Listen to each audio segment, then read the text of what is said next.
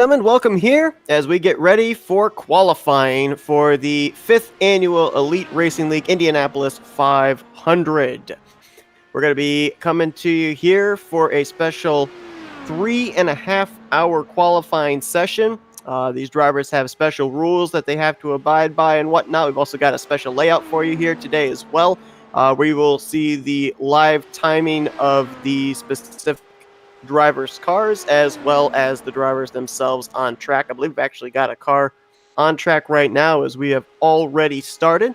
I'm Seth Cole, and I think I'm flying solo here tonight, so bear with me on what goes down here this evening. But as you can see, we have a car on track here already, and you will see on the right side of your screen are the car's lap times. The way that it works here for Indy 500 qualifying, for those of you that are not familiar, is they will be taking 4 laps around the racetrack. They will average those 4 laps. The average lap time is going to be what will decide who is going to start where for the respective starting position in the Indianapolis 500. Now, there are some rules that I'm going to go over here that these drivers have to abide by in terms of how this qualifying session goes down.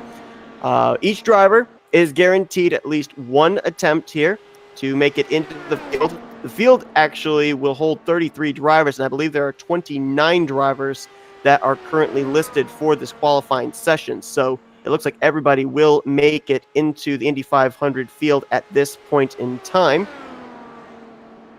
The 4-lap average, as I mentioned, you'll see lap 1, 2, 3, and 4 with the specific lap time each driver lays down. The black line that goes down next to the driver's name is the average lap time, and it will show you who is going to be ranked where.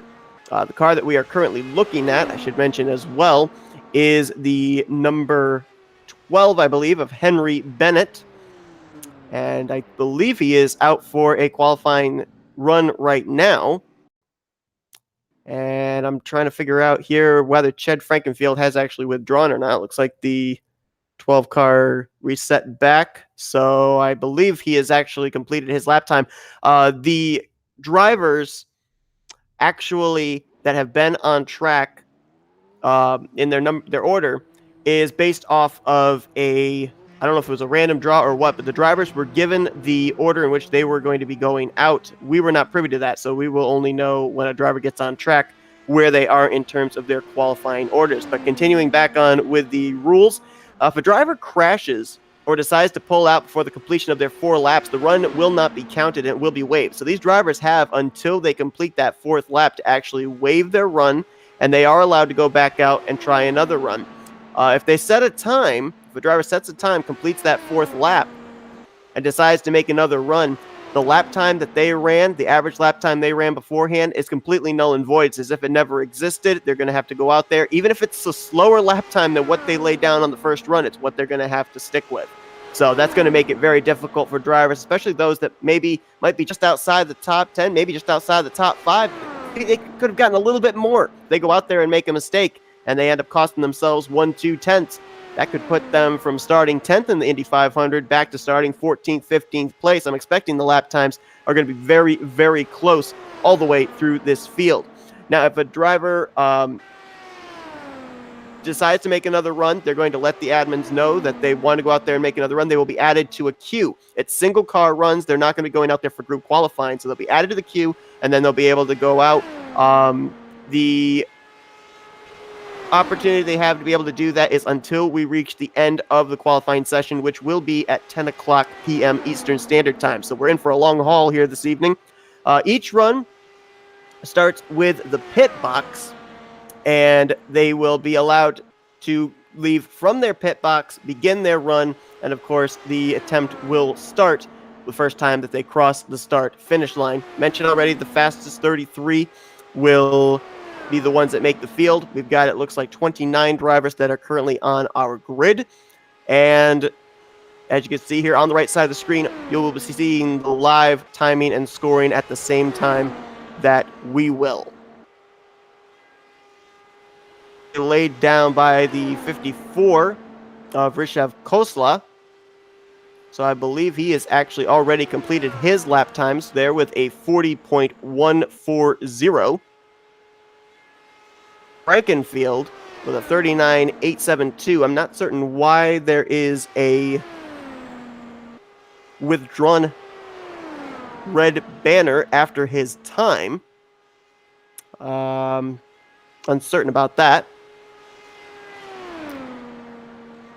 The 12 car is currently on a run. See what his average lap time is going to be. Henry Dorsett there in the 12.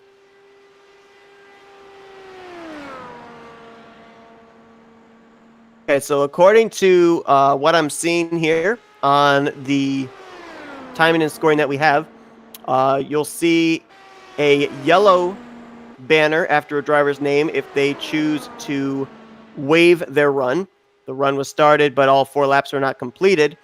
And then you will also see, apparently, the withdrawn banner is that the run was discarded. The driver went out to complete another run. So my assumption is that Chad Frankenfield will be going back out for another run there. Apparently felt he was able to get a little bit more than he did.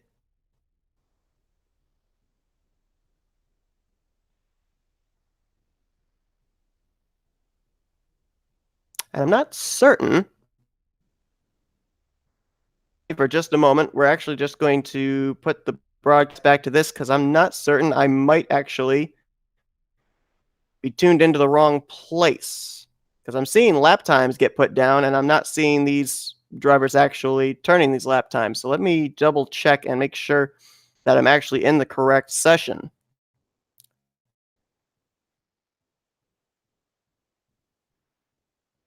I'll take a look here and find out. Because I'm only seeing one car on track there, and that's not making much sense to me. Okay, looks like I am in the wrong one.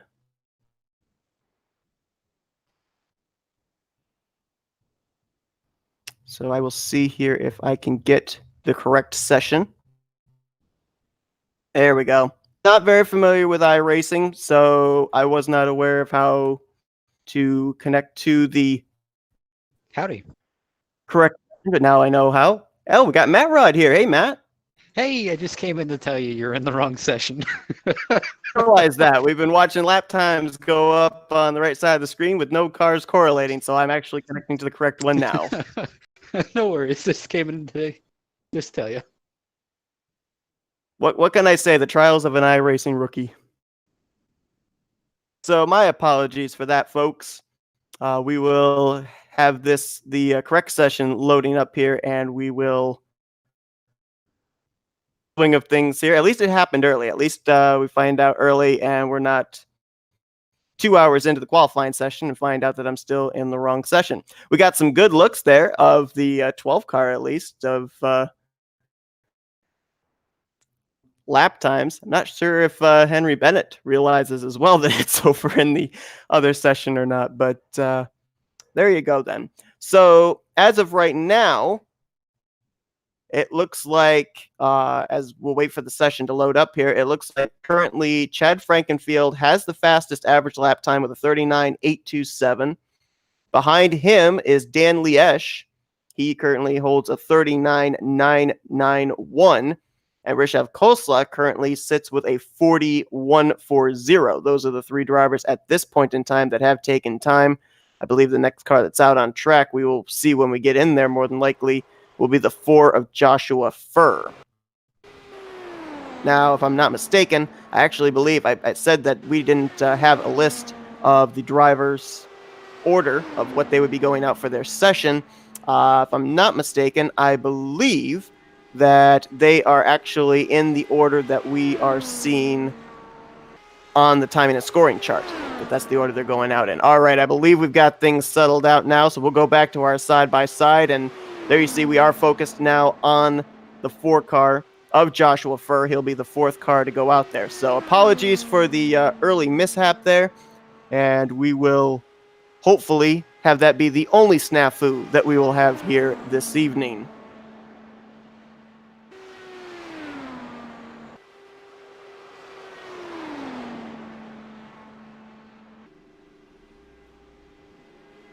Joshua Furr, first lap time that he laid down, a 39.899. That would currently, at least for right now, slot him third of the 4 drivers that have gone out, just a tick slower, about 6/100ths slower than both Dan Liesch and Chad Frankenfields. There that Dan Liesch actually had a faster first lap than Frankenfield did, but his other lap times were slower, second, third, and fourth laps. 39.966, the second lap for Joshua Furr. That's actually a tick quicker on the second lap than Dan Liesch, so now Joshua Furr could be possibly looking to break into the second position out of 4 drivers that have gone out there. 100 slower than Liesch did on the first lap, and then ran roughly about maybe about a 10th and a half quicker on his second lap. Third lap, and it's a 40.078. A little bit slower than Dan Liesch, so he's going to need a really good lap time here. I would say in order to take second position right now, he's going to have to run somewhere around a 39.985, I would say. Somewhere within at least 5 1,000s, maybe 6 1,000s in order to take the second position. It's going to be close, I think, between the 9 and the 4 for that second position. And let's see what they hit him with. 40.256. That was much slower. So that's going to slot him, I believe, behind Esh, just ahead of Rishabh Khosla. And you see right there that Khosla has actually withdrawn his lap time. So he will be going out for another run as well. So the withdrawn banner is if they've gone out, completed a 4-lap stint, and they've decided that they want to go out and try again. The waved is if they decided midway through their run to not have that count, and they would go out for another attempt. So got that cleared away. Opportunity here. We're going to actually, one thing I like about this qualifying session too, as opposed to the broadcast that we usually have during the week. Usually during the week, we go out there and we interview the top 3 performers of the day.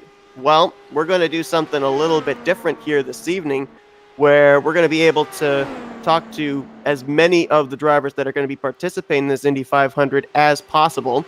Let's see if we can get a word with one of them here that's already gone out there and taken some time. We'll see if he's available. We'll try and get Rishabh Khosla for a moment here.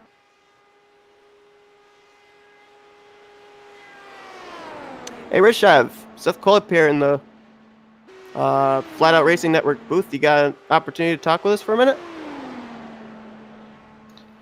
Yeah. Hey.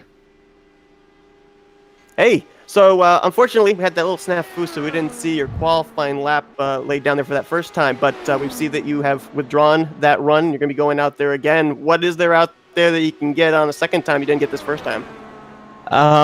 I mean, for me, I think that first run was definitely, I guess, fortunately or unfortunately, a learning experience. There's, it's only 2 miles an hour into turn 1, but it definitely tightens up the car.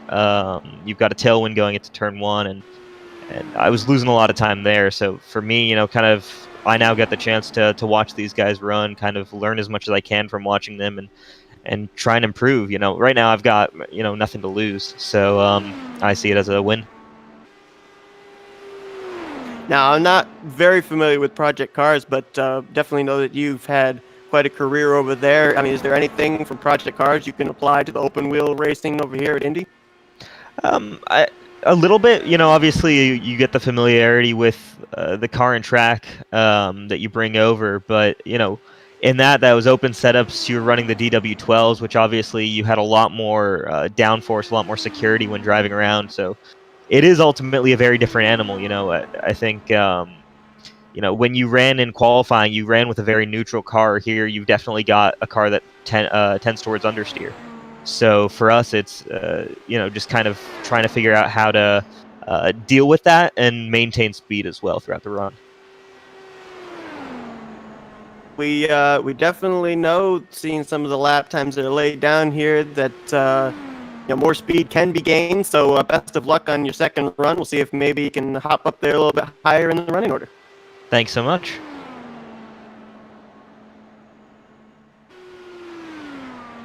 All right. Like I said, it's really cool to be able to like talk to some of the guys that you actually talk about week in, week out, especially with doing the Mega Driver 86 series on Monday nights. And this is the first time that I myself been able to actually talk with Rishev Kosla and actually interview him. So we're definitely going to be bringing in some other guys during the course of the evening, as we are currently looking at the 32 of Dustin Dewar. He just completed his fourth lap. Right now, he sits with an average lap time of 40.932. That is the slowest of the 5 drivers that have gone out there so far. So we'll probably see him be trying another attempt. On track would be the 77. That is Thales Toledo. A number of these drivers during the practice session that they had, where drivers were getting used to the qualifying setup. And there were a number of drivers that were up there towards the top of the board, but the only problem is the timing and scoring that we have here for these broadcasts go lap by lap. They do not average out. So you could see drivers that were up there at the top of the leaderboard, but that was not necessarily meaning that those drivers were laying down those lap times lap after lap. So with having the Google Sheet, the timing and scoring on the right side of the screen, it gives us a better idea of just exactly what these lap times are like. And one thing I'm noticing a lot of is the first lap seems to be really, really good. Second and third lap seem to taper off just a bit, and then that third lap seems to be kind of the deciding factor. Some drivers have been a little bit faster on their fourth lap, and some drivers have been a tick slower on their fourth lap. So it's been very interesting to see the fact that it kind of starts fast, slows down middle of the run, and then either gets faster or slower. And I think that fourth lap really seems to be crucial in terms of where you're going to position yourself. As of right now, I believe that only one of the 5 drivers that has gone out there has ran a slower lap time on the fourth lap than their third lap. I don't know if that's necessarily the fact of the tires heating up, or you've just run 3 laps and so you're a little bit more comfortable with your race car and maybe drive it a little bit deeper on that fourth lap. Not certain, but one thing that Rishev Kosla brought up that's really interesting is the fact there's a little bit of a tailwind. And one thing about the open wheel race cars is you're not driving the car. You're floating around the racetrack, literally. The car is going so fast, it's low to the ground, very aerodynamic. It's literally like the car is floating on the racing surface. So these drivers, while they definitely have their hands full with trying to hold the wheel steady, they're also trying to make sure that that car stays underneath them. Lap times here to start out with for Thales Toledo. Both of his first 2 laps have been in the 39s. Joshua Furr and Chad Frankenfield also had their first 2 laps in the 39s. Let's see if the third lap also will be in the 39 second bracket.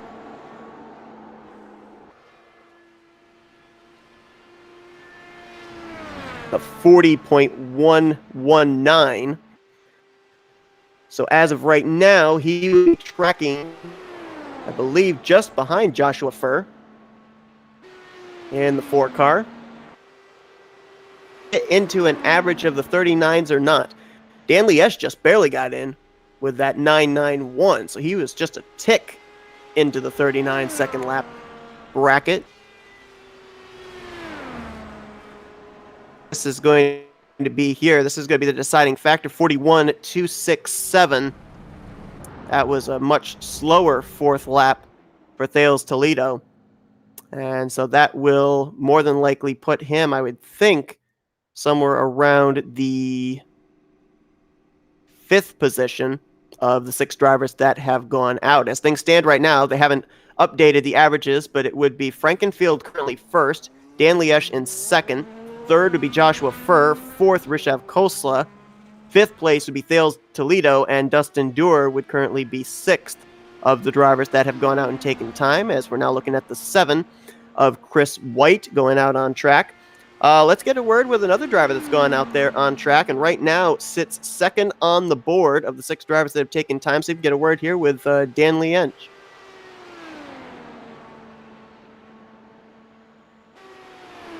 Dan, Seth Cole up here in the Flatout Racing Network booth. You got a moment to talk with us, man? Hey, how are you? You doing all right? Hey, you doing great. And it looks like you're doing pretty good there with that lap time you set out there. Right now, only one of 2 drivers that's been able to have their average lap time in the 39-second bracket. You like where you're at, or you think you might be able to get a little bit more later on? No, I'm going to stand pat on what I've got. I've got to get to some other things here later on, so that was my one and only shot at it for the night. I don't expect to have the pole. I blew that second lap pretty well. Missed my entry on turn 1, and that really cost me. But yeah, I'm happy with the time I put up. Looking at the lap times specifically, your first lap was in the 39s, your second and third were in the 40s, and then you went back and ran a 39 on the 4th lap. What is there about this particular track where it seems like the first lap is a lightning fast lap time, it tapers off in the middle, and then all of a sudden it kind of comes back on the last lap? Well, I can't speak for everybody, but in my particular case, I nailed my first lap pretty good. I got a good run on it and hit my apexes just right. I think it might still stand up as the fastest lap. It was a pretty good one. But I just flat missed entry into turn 1 on the second lap, and it takes more than a lap to get your momentum back, and that's why mine dipped down in the middle stages. Last lap, I hit my apexes again and did a lot better. But yeah, that second lap really cost me. How important is it, do you think, as far as getting that really good average lap time in terms of track position when you get to the main event? I don't think it's going to be important at all, quite frankly. Everybody's running the same equipment. Everybody's got the same crew chief. We're all on an equal basis, and it's 500 long miles. I think strategy is going to play out. I think being patient and picking your spots and not getting yourself into a 3-wide jam in turn 1 is going to be crucial. And I think the more experienced drivers are going to have a better time of it.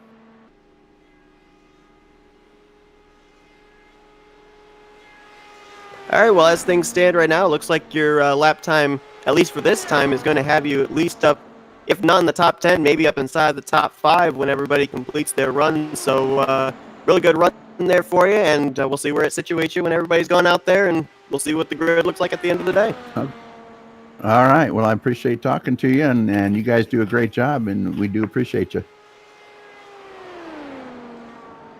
Talking to us, appreciate it. All right. Bye-bye.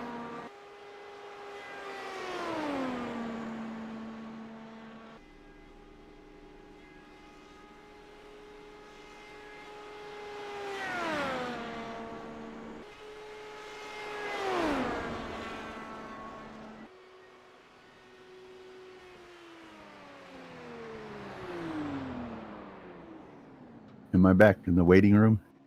Okay.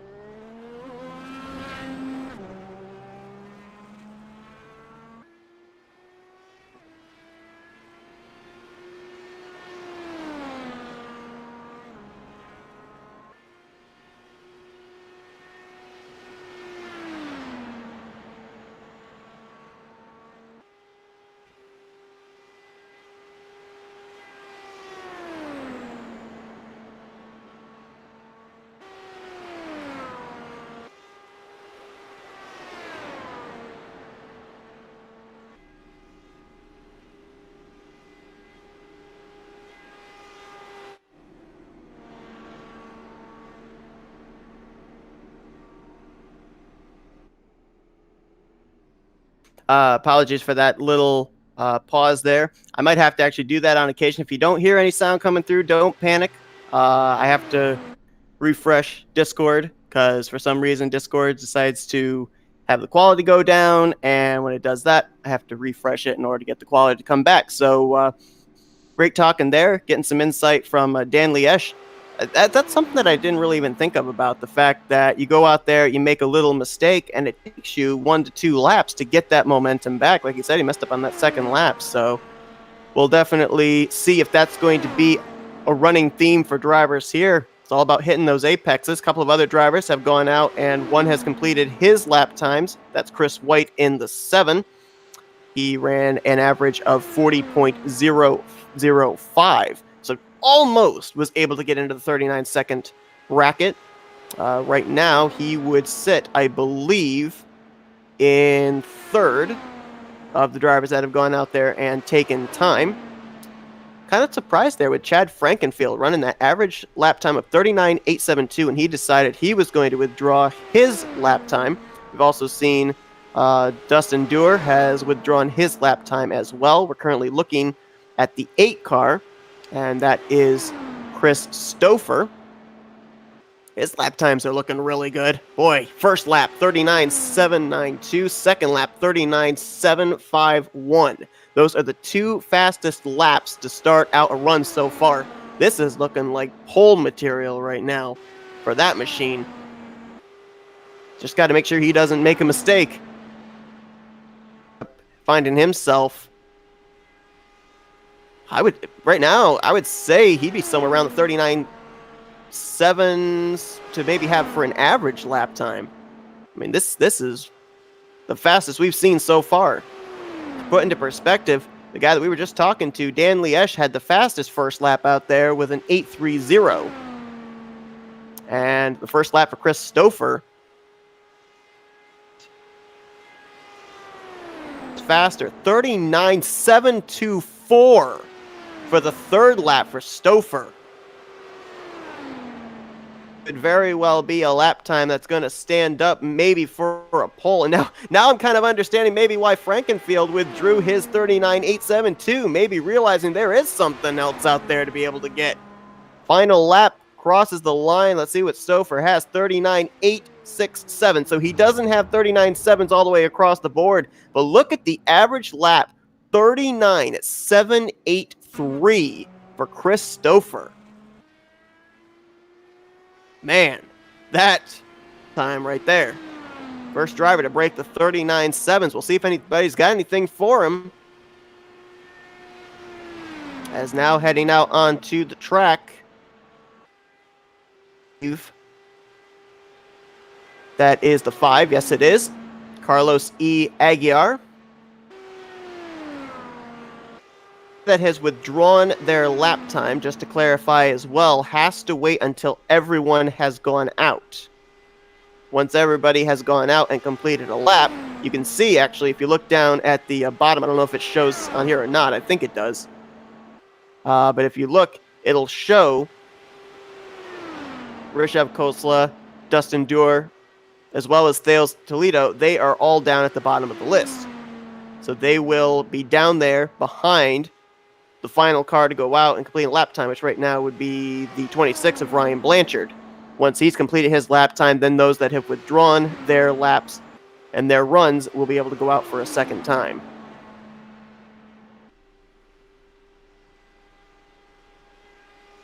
So as we're looking here at Carlos E. Aguiar in the number 5 machine, I believe he just completed his first lap.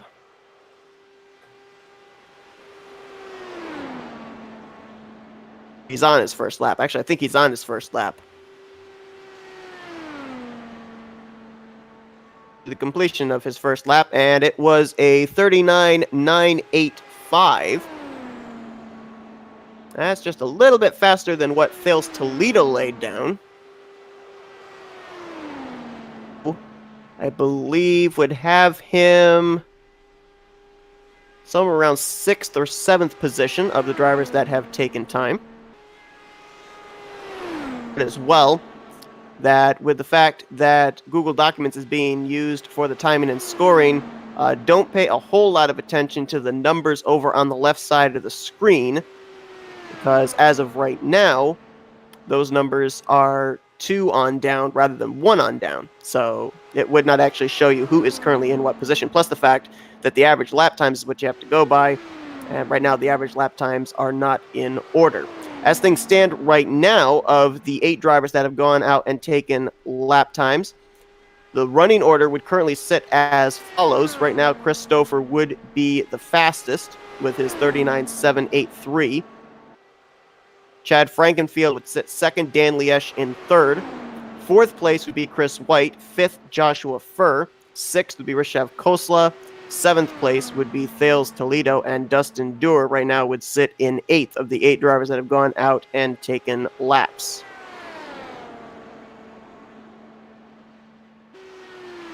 Third lap was just laid down there by Carlos Aguiar.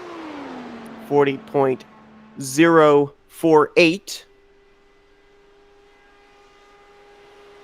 Now that's actually not a bad lap time, at least for the third lap. Situates him as he crosses the line with a 40.014. That'll put him at a 40.001. Almost had a 40-second flat 4-lap average. And that's just barely faster than Chris White. So that, I believe, would situate him in the 4th position of 9 drivers that have gone out and taken time now.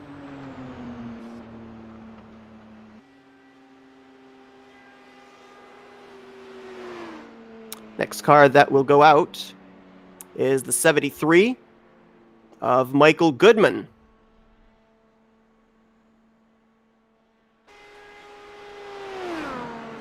Notified that I apparently manually myself can sort results. I don't think so. I don't think I've got those permissions.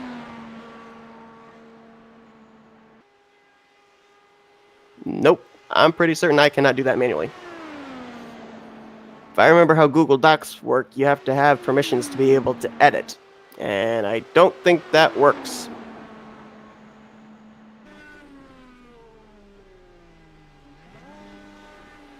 The 73 of Michael Goodman that is out on track right now. Saw Goodman in the Monday night special event that Elite Racing had, and was very competitive in that race. Was up inside the top 10 for a majority of it. First lap laid down by him, a 40.212. That is the slowest. Or I'm sorry, no, that is the second slowest lap time laid down, at least for the first lap. Slowest was Rishav Khosla's 40.238. So this is, right now at least, not looking like it's going to be a good 4-lap average. We'll see if he picks it up here on the second lap.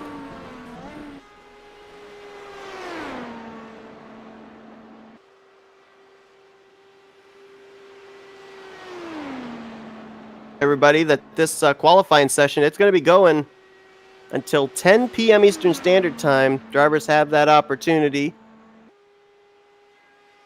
go out there and try and lay down better lap times. Now, I'm not exactly sure if these drivers are going to be able to... Hang on, I got to look here real quickly at something somebody sent me.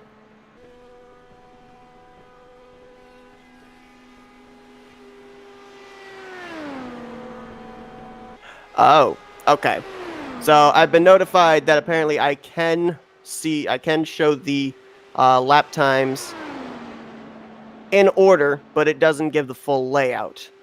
All right, well, we don't have our side-by-side set up to be able to do that, so we're going to keep it the way it is, and I'll just let you guys know like where someone would slot in. You know, when these drivers complete their entire field as far as their runs go, they more than likely then will update the lap averages.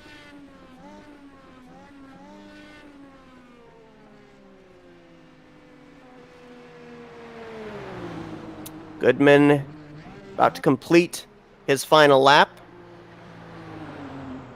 and he's going to turn in a 42.893. That's a 41.050 average lap time. That is the slowest of the 10 drivers that have now gone out and taken time. Have a feeling that we're going to be seeing a red withdrawal after his time momentarily. I'm going to go out there and get a better lap time. Better lap times means better starting position. One thing I was really surprised about when I was questioning Dan Liesch about the fact of, you know, do you want to get the really good lap times to start up towards the front of the field? I expected it was going to be a rhetorical question. I was expecting he was going to answer with a resounding yes, but no. He said he didn't think that really track position was going to be here at Indianapolis. Everybody in the same equipment. And he thought that maybe strategy was going to come into play. And I'll tell you what, if that's the case, you're not going to want to miss it. You're going to want to tune in. It's going to be airing here on the Flatout Racing Network next Friday, November 15th, starting at 7 p.m. Eastern Standard Time. We're going to be bringing you all that action, and that's going to be a crazy race. Liesch's words come to fruition. It is going to be a wild, wild event.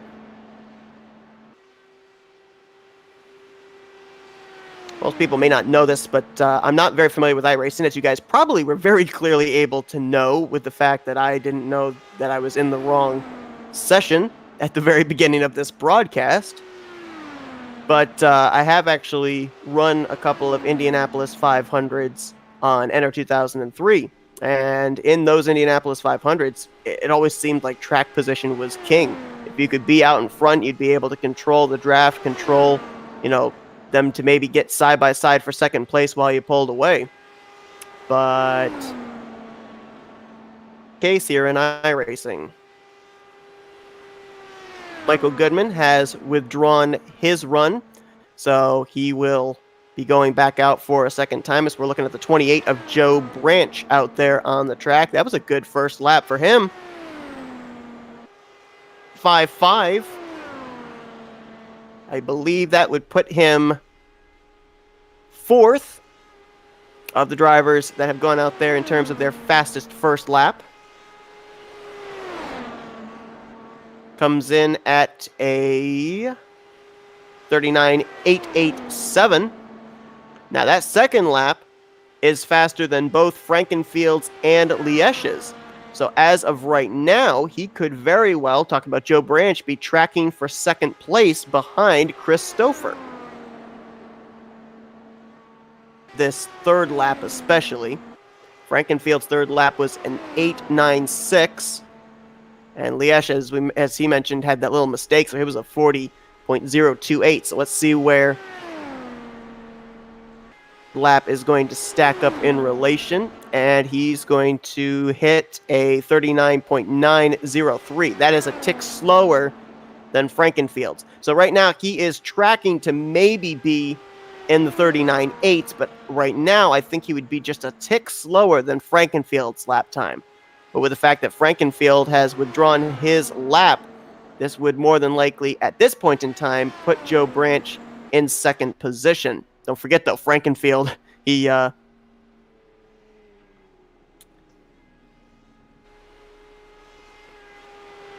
we go. On the 28 of Joe Branch, but Frankenfield has withdrawn, so he thinks he can go out there and maybe run a 4-lap average to contend with Chris Stouffer as the final lap run there for Joe Branch, 39.968, 39.903. So yeah, just a little bit slower than Frankenfield. Stouffer, Liesch, and Frankenfield as the only drivers so far that have had a 4-lap average in the 39-second bracket. So as of things stand right now, if we did not count Frankenfield's lap time with him choosing to go out and turn another lap, then that would mean right now your top 3 would be Chris Stouffer, Joe Branch, and Dan Liesch. I believe just hit the track, and that is Johnny Thomas. Now, Thomas on the scoring is listed in the 81 car. According to our timing and scoring, though, on our timing screen, it is showing him in the 21 car. Doesn't matter, though. Same guy.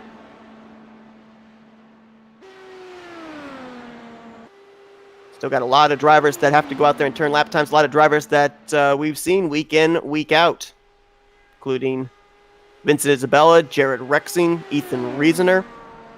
A lot of these guys here all concentrated on the qualifying and the Indy 500 next week. But boy, you guys want to see all bets are off race, you're going to want to tune in a week from this coming Monday.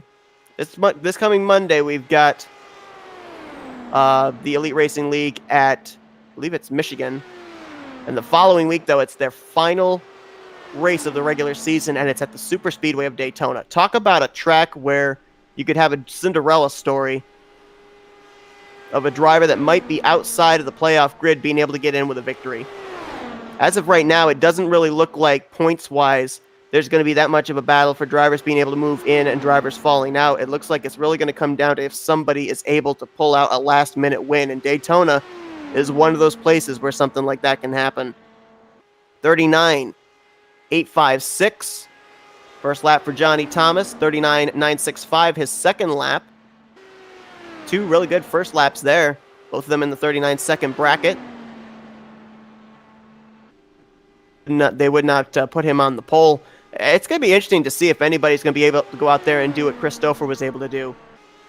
He ran 39.7, 39.7, 39.7, and a 39.8. I mean, it's all going to come down to really that first lap. If we see anybody else hit the 39.7s before we start talking about this person might have a shot at going for the pole position as well. 39.918, the third lap there for Johnny Thomas. So all of his lap times at least have been in the 39-second bracket.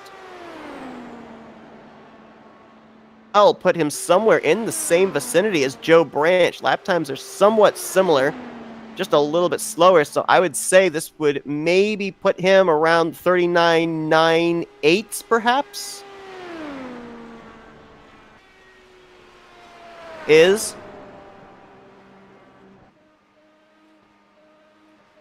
40.007. But he did get a 4-lap average quicker than I predicted, 39.937. I had him in the 9.8s.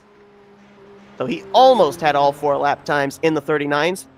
Just a little over a 40-second lap time on his 4th and final lap. Mentioned about the fact that drivers going out there, their first lap is the best, second and third tapers off, their last one's their best. Well, this one, if we look at the run by Johnny Thomas, it just got consistently slower and slower, just by the least little bit, it seemed. Heading out, looks like Pedro H. Gomez, who has already hit the line. So he is now on his first lap.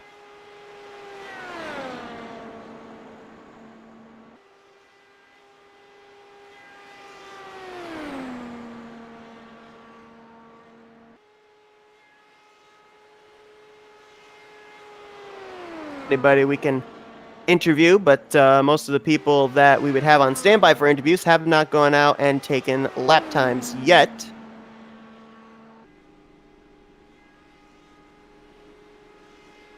Conditions should be all the same for these drivers as well, so same equipment, same track conditions.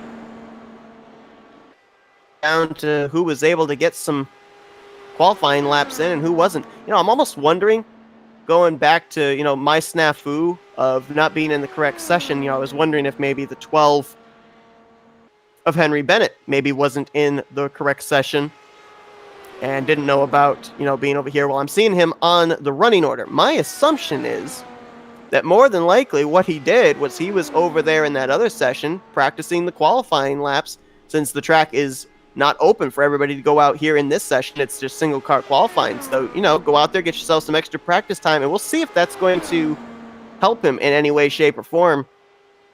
It'll be a while till we see him go out there. Oh boy, we could have someone maybe challenging for the top position.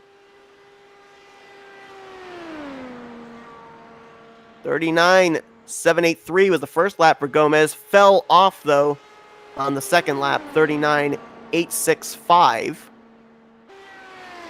Now, I believe that would be tracking in the second position at 39.7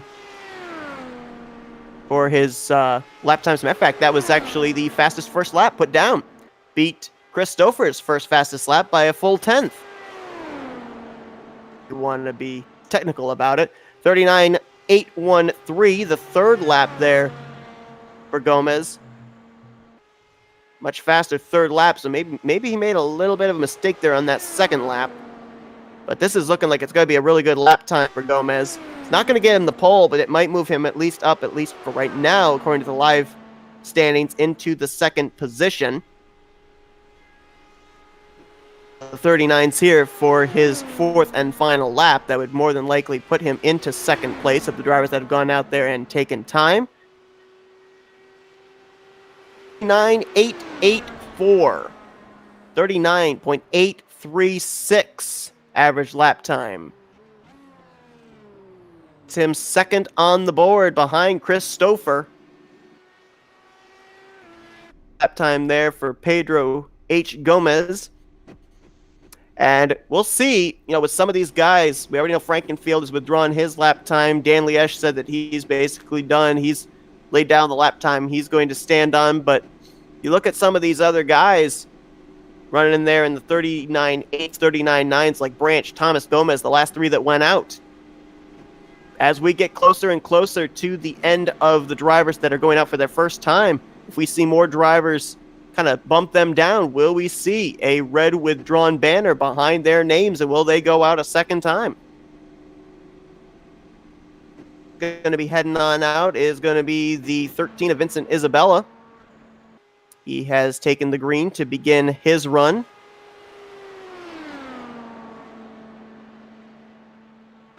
We've seen Vincent Isabella in the Mega Driver 86 series every Monday night. I believe, if I'm not mistaken, he is one of those drivers when we get to Daytona that might be in a must-win situation to make it into the playoffs.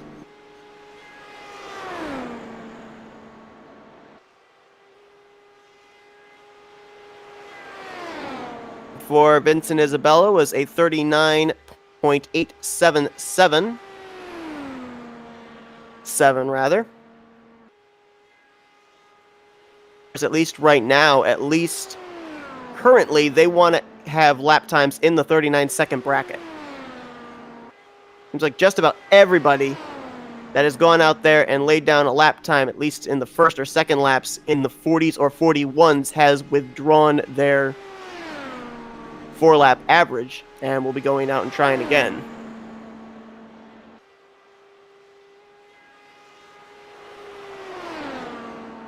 It's interesting to watch these drivers approach to the track, too. I mean, like I said, I've only run Indianapolis in Ender 2003, but I'm watching these guys and seeing what going into the corner. Because it's how you get into the corner and how you carry the speed off of the corner. It's almost like super speedway racing where you hold it wide open, you try and hold the wheel as steady as possible and gain as much speed as you possibly can, obviously, to try and get the best lap you can for the 4-lap average. 1.5 for his second lap. Third lap's going to clock in at a 39.901. In the 39s, but if he made a little mistake there, if the timing is any indication, this next final lap might just barely be over the 42nd lap bracket.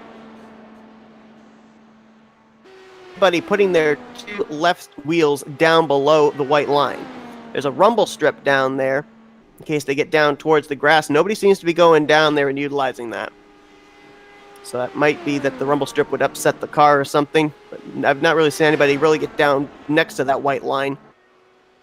Give it about a foot or so of room, and 40.238, the final lap, set down by Vincent Isabella. 39.960. It's going to be his 4-lap average. Is going to situate him 7th place, I do believe, of the drivers that have gone out there and taken time. In terms of the drivers that have not withdrawn, I believe that would situate him currently in the 6th position. Jared Rexing will be the next one out. About to come around here and, I believe, get the green flag to start his run.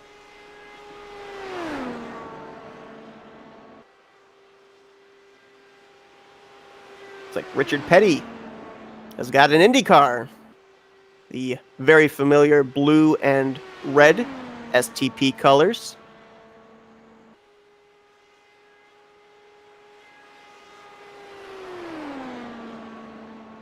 Now, as I stated, I don't know how these cars handle. I have limited to no knowledge of how iRacing works. I've never actually raced on iRacing. I know it's, slightly based off of Enter 2003, but they make it so that it's more realistic in terms of how the driving works. And when I was in qualifying sessions for Indy 500 qualifying, my goal was kind of you would drive it deep into the corner, and then you would actually turn the car to the right to actually let it ride off the corner, straighten the car out, and get as much speed as you could in the little straightaways between turns 1 and 2 and 3 and 4.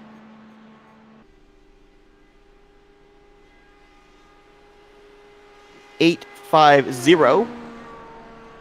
First lap time laid down by Jared Rexing. He's going to follow that up with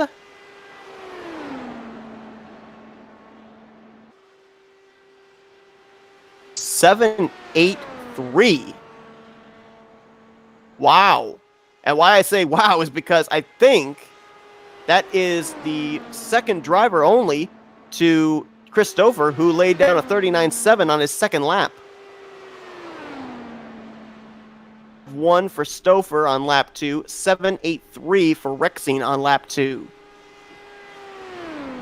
If he can maybe still keep it in the high 7s to maybe low 8s here on the third lap, he did. Wow, 768 for his third lap. This is going to be a good lap time, good 4-lap average for Jared Rexing. Later and later into the session is when decision time is going to have to be made for some of these drivers like Rexing, like Gomez, like Thomas, Branch. They've got good lap averages, good 4-lap averages. Will they look so good when everybody's gone out there and completed their first lap time? I don't know. And would these drivers be willing to go out there, withdraw their 4-lap average, and maybe go out there and run a slower 4-lap average? Completes it with a 39.896. That's a 39.824 average for Jared Rexing. And that is a very good 4-lap average. That would currently situate him, I believe, in the second position of the drivers that have not had their times withdrawn. He would be behind Chris Stouffer and just ahead of Pedro Gomez. It's going to be very interesting to watch with Frankenfield. I mean, that looked like a really good lap time, but feels he can do better. We'll see. We'll see what his first lap time is going to be when he goes out there. Well, when I looked at the driver list, one name jumped out at me because it's a guy that I've actually raced quite a number of events with over in 2003, and that's this guy, John Poole III. As a matter of fact, 2 of the Indy 500s I took part on in under the IRL banner, hosted by Zach Buchanan, John Poole was a part of. I've raced with him. I know how good he is at Indianapolis. We'll see how good he is at qualifying, because I know he, I think when IRL went over to iRacing, which was very sad for me because I enjoyed racing in that league, John Poole III was actually a former pole sitter in their Indy 500. His first lap time, 39.850. Or I'm sorry, no, 39.763, which is faster than Chris Stouffer. This guy at Indianapolis is a qualifying machine, it seems. I don't know what it is, but he always seems to really qualify well. Let's see what he does for his second lap. Right now, he is tracking for the pole position. Stouffer was a 7.51. John Poole's is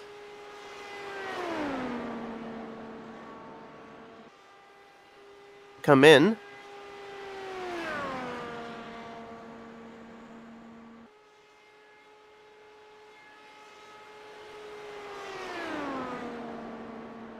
.696. Holy cow.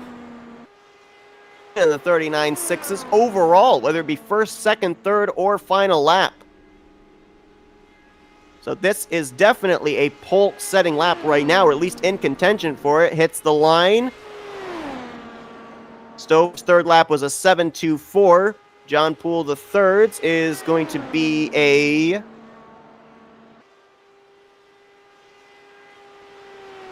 waiting for the scoring to come in. You'd think it would probably be still maybe down in the sixes, maybe in the very low sevens, 39 sevens. We'll see.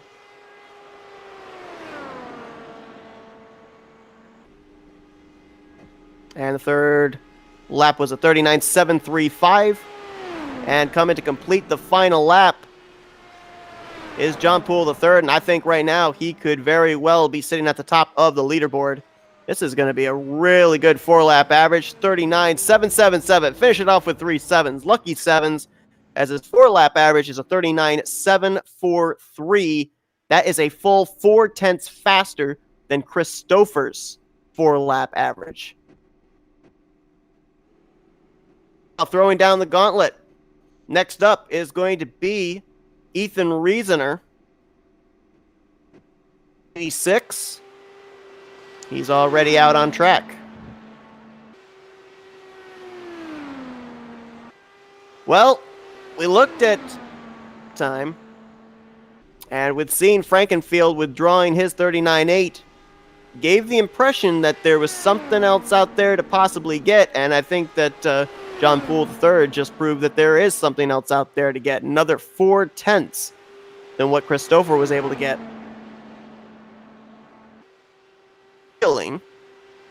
Unless Frankenfield can go out there and lay down a really good lap time, I have a feeling we will not see a red withdrawn banner behind John Poole III. I'll be very interested to watch and see if we get one with Christopher.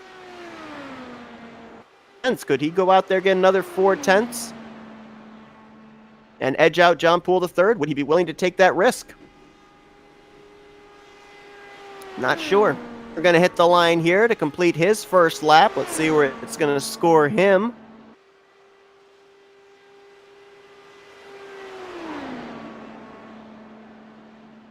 Let's wait for that first lap time to come in. I want to mention the fact that there is going to be a in-car driver for Full Throttle Network during the Indy 500. So that's going to be something new that we will have for you guys, different from our previous broadcasts.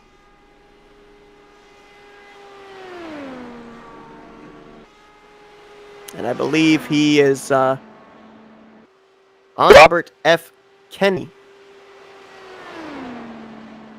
And see Vincent Isabella, you can see, has withdrawn his lap, his 4-lap average of a 39.960. So he'll be going back out there as the first 2 laps are in for Ethan Reasoner. 39.937 for his first, 39.909 for his second. Would not be pole setting first 2 laps. And right now, especially in relation to some of the drivers that have gone out before him, they are significantly slower. 39.995 his third lap. More than likely, unless he's able to keep it in the 39s, this will more than likely, I would assume, be somewhere around the 39.98s or 99s.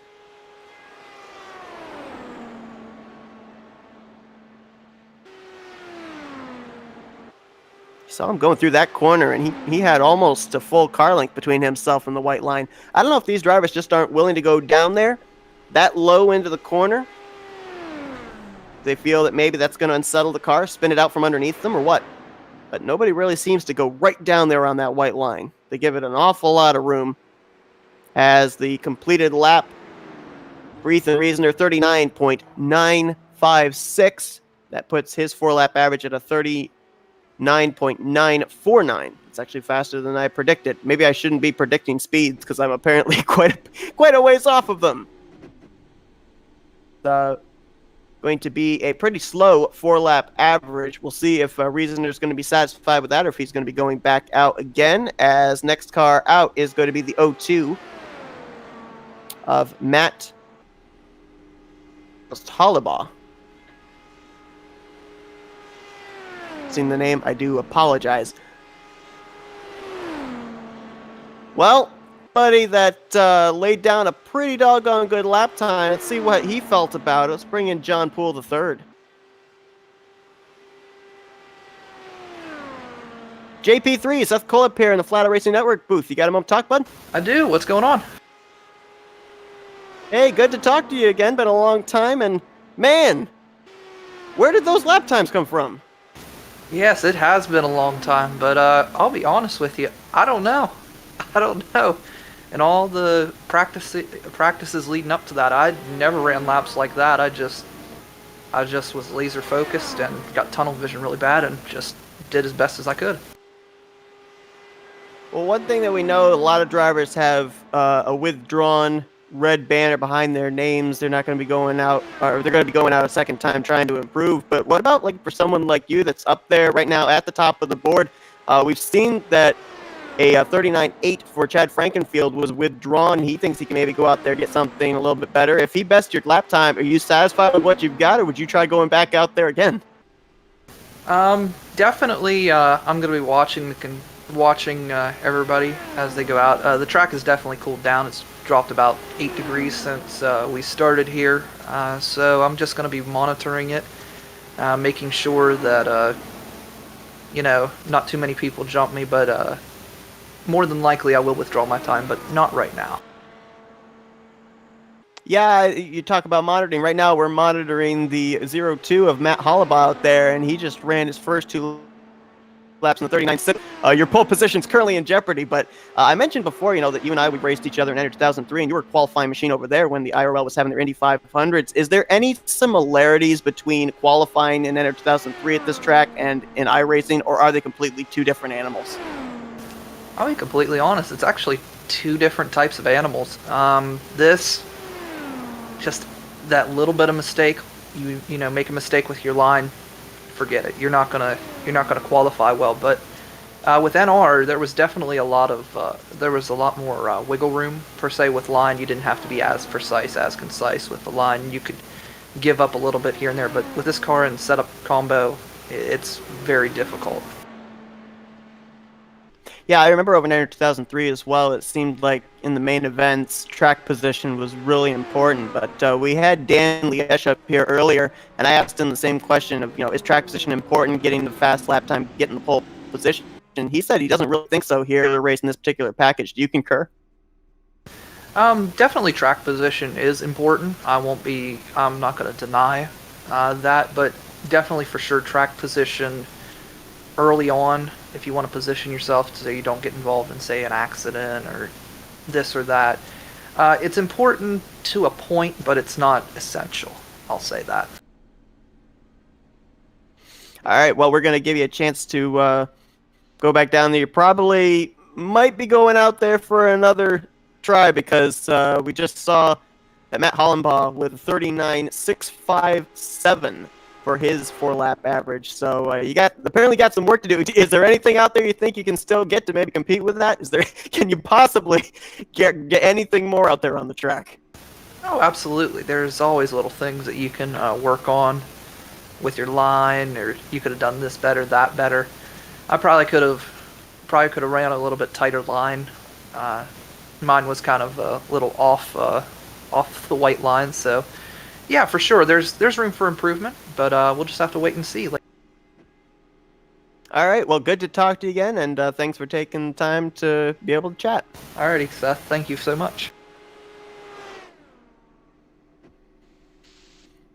Wow. So what a lap time laid down there. 39.657. You look at the 4 laps that were laid down by Matt Hollabaugh.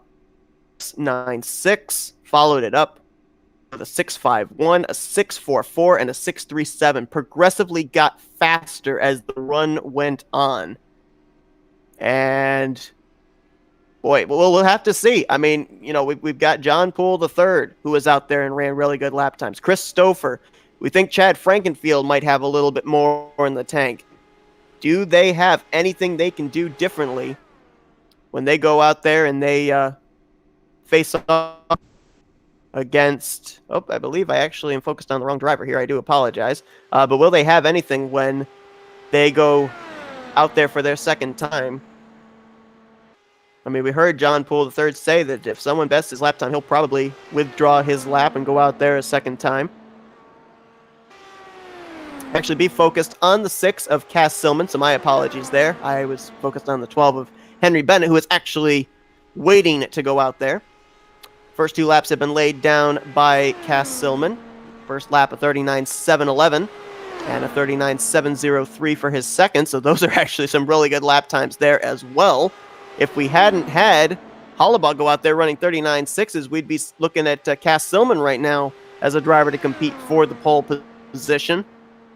39.808 his third lap, so it tapered off just a little bit there on lap 3. See if he can pick it back up here on the 4th lap.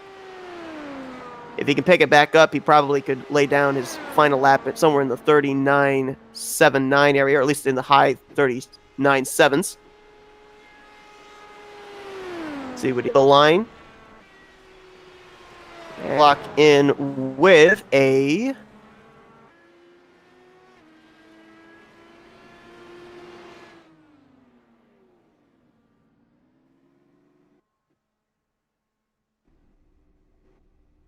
wow. So he had bookend laps. First lap was a 7:11, second lap was a 7:11, and that's a huge pickup from the 8:08 he ran on lap 3. Almost an entire tenth of a second difference between lap 3 and lap 4, so you almost wonder if maybe he had a little bobble, maybe a little bit of a mistake there on the third lap. But a 39.733 for Cass Silman. Right now, that would slot him second behind Hollabaugh. So our top 5 is definitely shuffled up quite a bit from when we last updated it. Right now, Hollabaugh would be top of the board with his 39.667, or I'm sorry, 657 rather. Behind him, you'd have Cass Silman in second. Third place right now would be John Poole III. Chris Stouffer would currently sit in the 4th position. And right now, I believe 5th place of the drivers that have not withdrawn, I believe would be Pedro H. Gomes. Nope, I'm sorry. It actually would be Jared Rexing. Next in 6th. So, have the red withdrawn banner behind them. Frankenfield, Kosla, Furr, Duer, Toledo, as well as Aguiar, Goodman, Thomas, and Isabella. And I think we're going to see more of them as this run goes on. At Henry Bennett, we saw quite a bit of him at the beginning stages of the broadcast because of my error. We'll see if being out there, in that other session, continuing to practice qualifying, if that's going to help him. Boy, he had a good first lap, 39.687. With faster than the first lap laid down by Hollabaugh, who right now would be top of the board. 6.76 is going to be his second lap. That is 0.2 slower. So he was about a 10th faster on his first lap, 0.2 slower on his second lap. So right now he's lacking about a 10th. I'm sorry, a 100th rather. I'm sorry, not a 10th, a 100th. He's lacking about a 100th in speed to Hollabaugh. If he's going to counter it back, he's got to run a 39.63 or somewhere in that vicinity here. See what he hits for his third lap, and it's going to be a 6.4, almost right on par with the third lap laid down by Hollabaugh. So this is the deciding lap right here. He's about 1/100th off. If he can run 9.62 on this final lap, he will more than likely edge out Hollabaugh for the pole position. But if he runs in the 6.3s, then he will just be behind Hollabaugh in terms of the 4-lap average. Looks like staying in that other server, practicing, really certainly seemed to pay off. Let's see what he gets. His 4th and final lap is going to clock in as a 6.37, exact same final lap as Hollabaugh did. So you can see right there, he is going to be 4/1000ths slower full lap average than Matt Hollabaugh. Boy, those last 2 laps for both Hollabaugh and Bennett were almost identical. Next driver that's going to be out there is going to be the 99 of Vic Bloom. I mean, look at those last 2 laps for the 0-2 and the 12.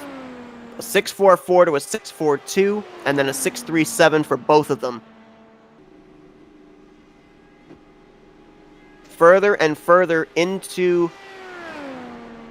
the field, the speeds are picking up. So we've got some guys there that were kind of laying in the weeds, so to speak, as Vic Bloom now out there in the number 99 machine getting ready to lay down his first lap. I believe he just completed his first lap, unless that was the beginning of his first lap. Actually, I think that actually was the beginning of his first lap. I think he's about to come around and complete his first lap here. At the running order, and behind Bloom, we've only got a few more drivers left that were in the original list. Gabriel Essek, Liam Sheen, and Ryan Blanchard. 4 drivers left before we're going to begin to see the second attempts by drivers that withdrew their previous 4-lap runs. 39.867 is going to be the first lap for Vic Bloom. Trying to look for someone that we can kind of compare lap times to, and that's kind of in the vicinity of Johnny Thomas. Around the same area as Johnny Thomas, Vincent Isabella, who have both already withdrawn their original run. Second lap completed by Bloom is going to be a 2-0. In the 39.8s. Right now, he is running just about on par with Vincent Isabella, I would say. 2 tenths faster, or 2 100ths faster. I don't know why I keep saying tenths. 2 100ths faster on his first lap, and then about maybe 5 1,000ths slower on his second lap. So I have a feeling that if Vincent Isabella has withdrawn his lap time, that we may end up seeing Vic Bloom do the same. Of drivers withdraw yet that I kind of expected we would. Thought maybe we'd see Jared Rexing possibly withdraw his lap. Ethan Reasoner possibly withdraw his lap, but neither one of them have done so. Maybe might have withdrawn his lap as well. But again, qualifying session for the reason of allowing East Coast and West Coasters to be able to get in and have time to be able to put down, the laps that they want and get as many runs as they want to. And the clock as the final lap comes in for Vic Bloom, and he's going to hit a 39.7 for his final lap, a 7.78. 39.830 for Vic Bloom.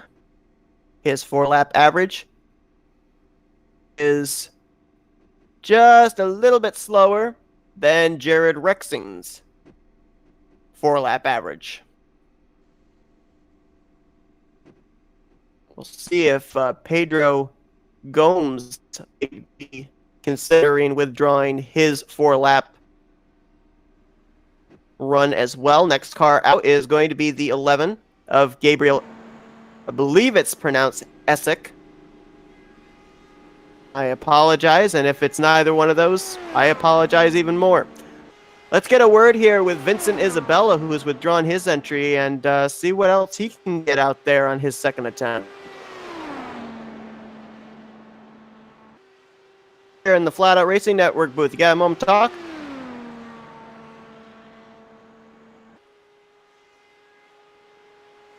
See if we can get him again here. Vincent, Seth Cole up here in the Flatout Racing Network booth. Got a moment?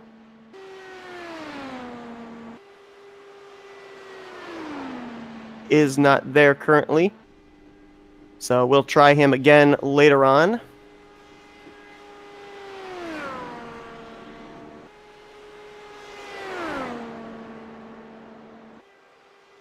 As right now, the 11 car clocks in with a 39.789. About 2 100ths off of John Poole III's first lap. Could be tracking somewhere just around the vicinity of, if not 5th place, just outside of the top 5. As far as I'm aware, will have unlimited attempts to be able to go out there if they have withdrawn. And I'm not certain. I would assume that they have until 10 o'clock to withdraw even their original first 4-lap average. So, you're looking at guys here. Pedro Gomes, Rexine, Reasoner, guys that we might think might withdraw their 4-lap average.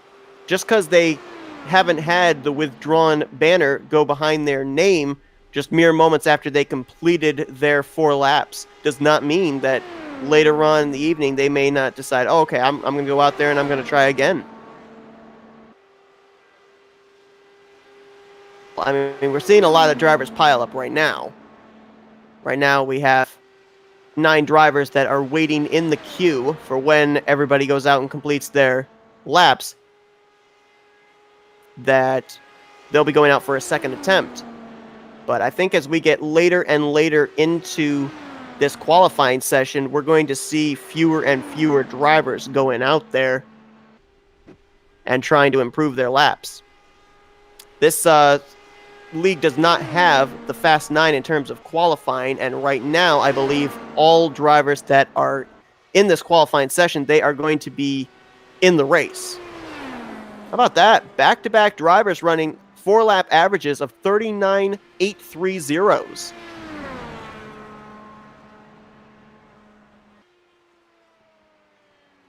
Gabriel Essick.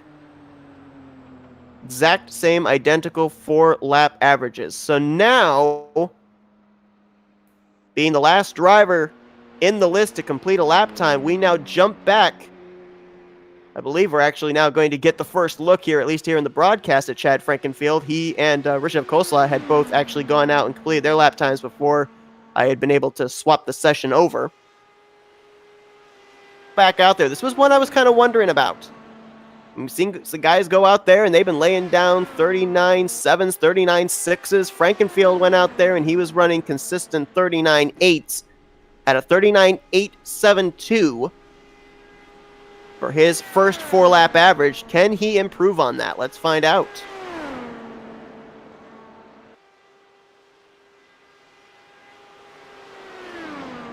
Now, I believe that the original laps that they laid down are not going to be taken off of the... We will actually get the opportunity to be able to see the original 4-lap average of these drivers and what their 4-lap average was on their second run to see if there was an improvement or if there was not an improvement, whether they gained time or whether they lost time, and in turn maybe gained or lost positions in the starting grid. First lap laid down by Chad Frankenfield. His first lap on his first run was a 39.835. I'm going to assume that Frankenfield is the one that is laying down, or is writing down these timings. So I'm going to assume we're probably not going to see his 4 laps until after his run is completed. At least with Frankenfield here, to be able to compare live at the spur of the moment his lap times and compared to the lap times he laid down in his first run. We'll have to wait until those are calculated after he completes his run here, because Frankenfield is the admin of this thing, and so he is probably the one that is putting in all of the time slots and doing the calculations in terms of the 4-lap averages. So look at these names we got down here that are going to be going out and their lap times. You get Frankenfield, Khosla, Doer. You also got a couple of guys there, Aaron Roots, as well as Robert F. Kenny, who's going to be our Flatout Racing Network in-race reporter. Like they're going to be making their first lap runs. But you've also got Thales Toledo, Michael Goodman, Joshua Furr, Carlos Aguiar, Chris Wilhite, Vincent Isabel, and Johnny Thomas at this point in time, who are all going to be going back out there. seeing some other guys maybe pop up, as I said. As this evening wears on, withdrawing their runs and trying to go out there and improve their lap times as well.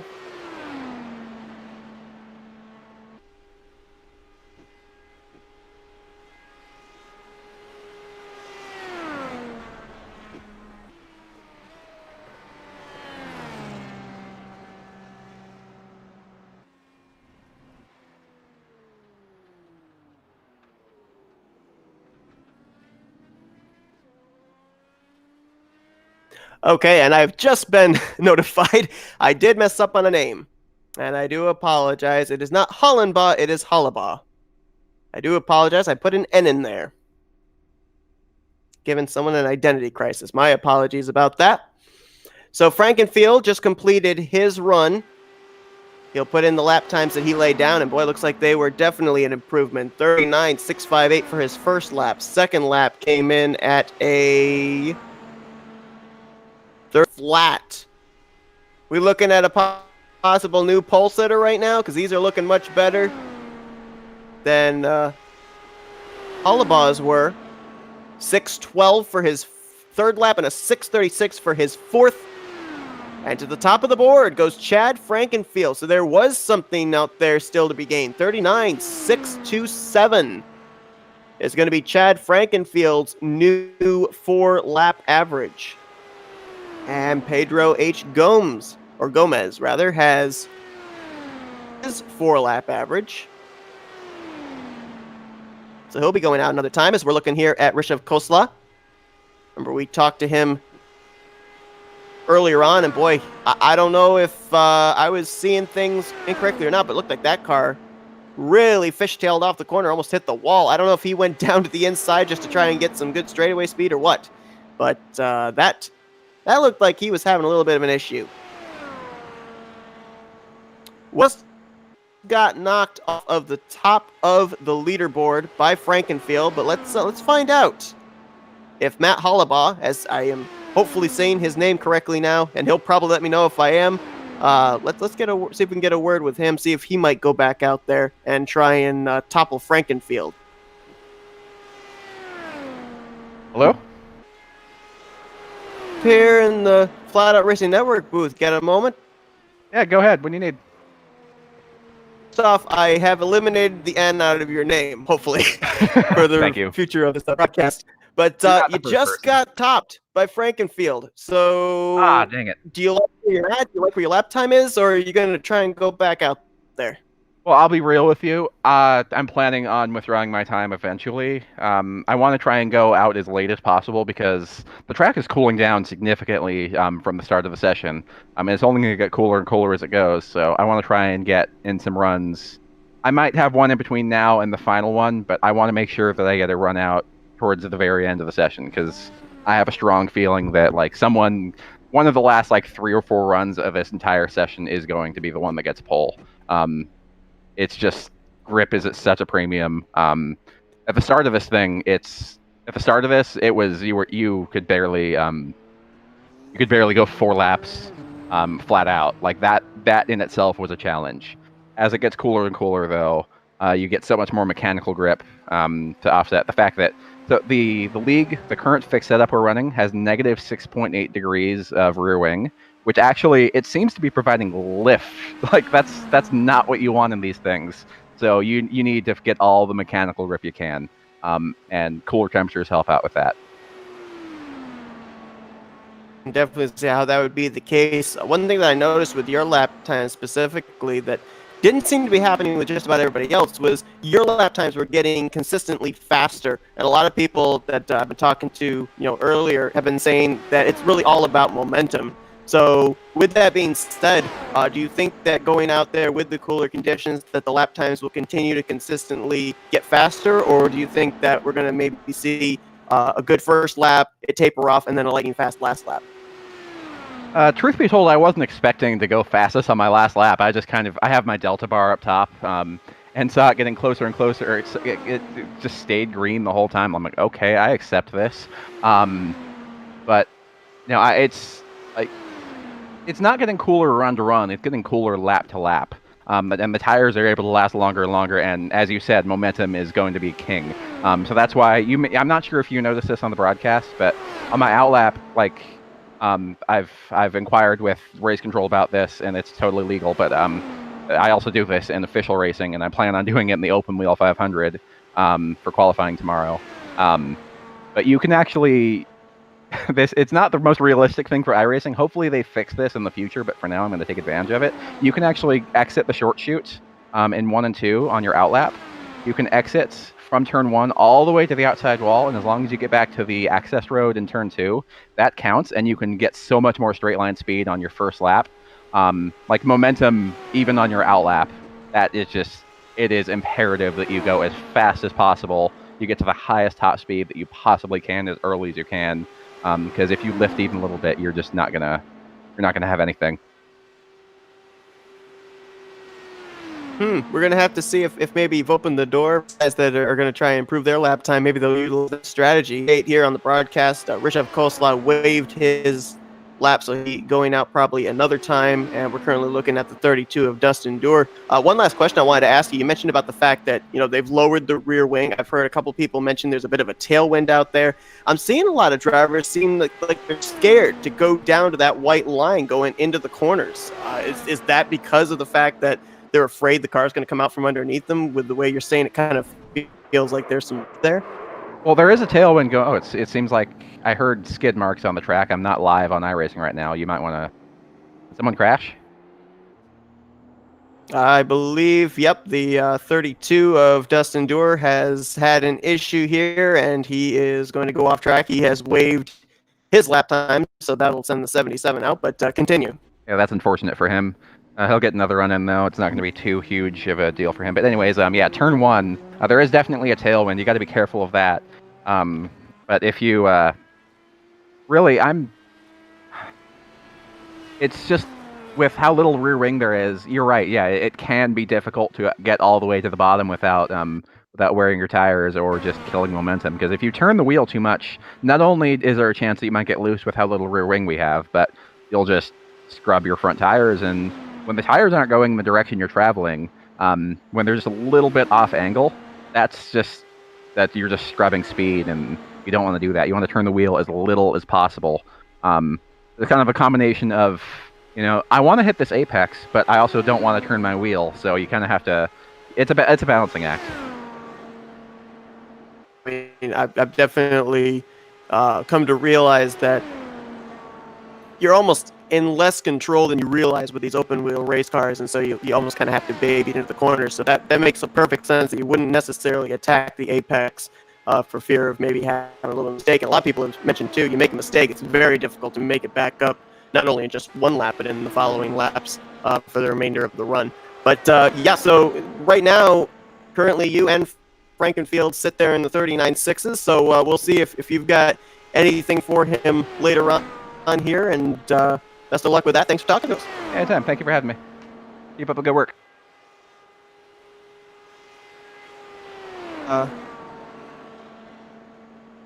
Really interesting there. You hear the fact, so apparently for these drivers, going out there, getting that pole position is very important to them, even to the fact that, really good 4-lap average for Matt Hollabaugh.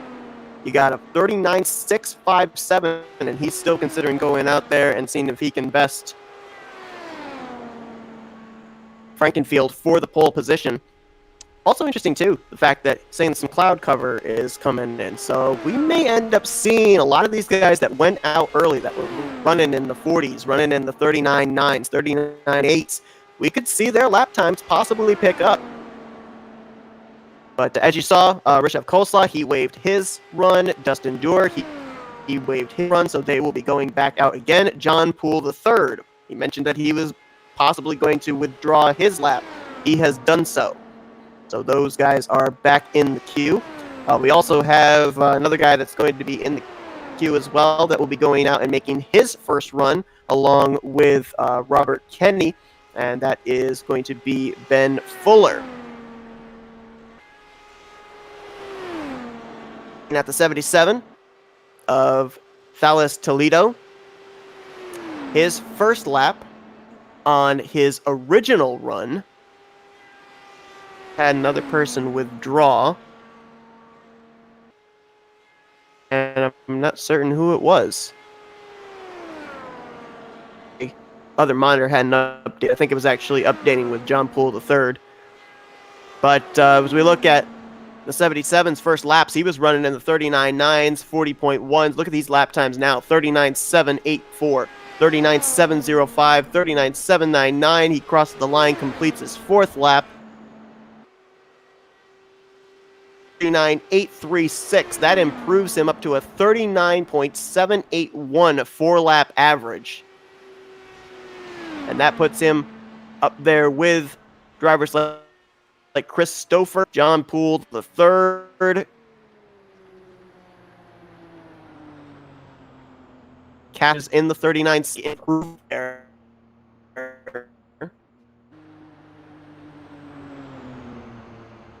Four was 10 faster original though. And as stated, you know, it may not seem like much, but every position you gain and every improvement you make in time-wise is an improvement on your start position in the grid for the Indianapolis 500. 73 of Michael Goodman is now out on track. Prove on his original run, which was a 41.050, the only driver out of all the drivers that went out there on the original list to take time, the only driver that had an average in the 41s. So to be perfectly honest, there's nothing for the 73 to do but go up in the starting grid. Lap is going to be his first lap on his first run. Was a 40.212. Let's see what he gets this time. Let's see if that cloud cover means anything. They're going to help him improve on this run. 160. So it's not a whole lot faster, but it is faster. About maybe 5/100ths faster. His first lap here, so he's tracking at least faster. Don't know if this is going to put him up ahead of anybody, though. Some of the guys that he might be able to pass, maybe Dustin Dewar, who had a 40.932,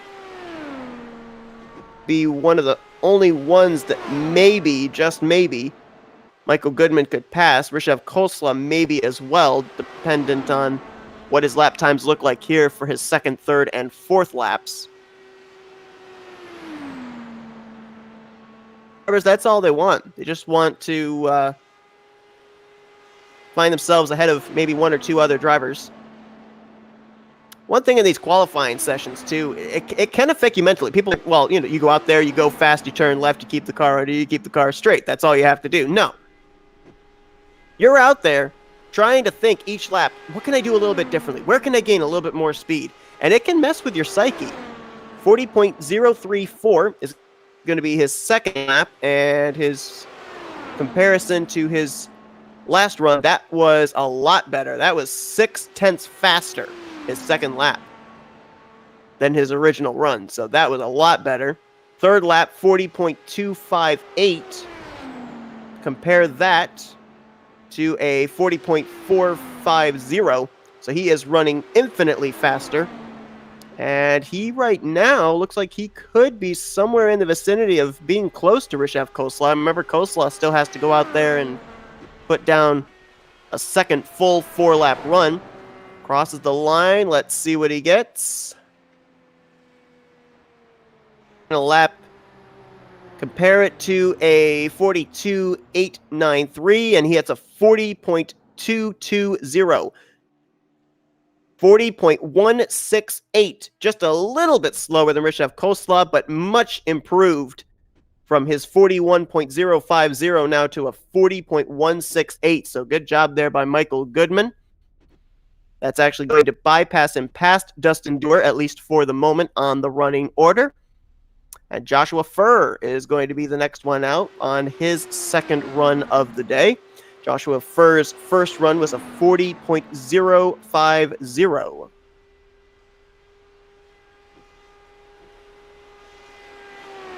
He's coming down to begin his first lap.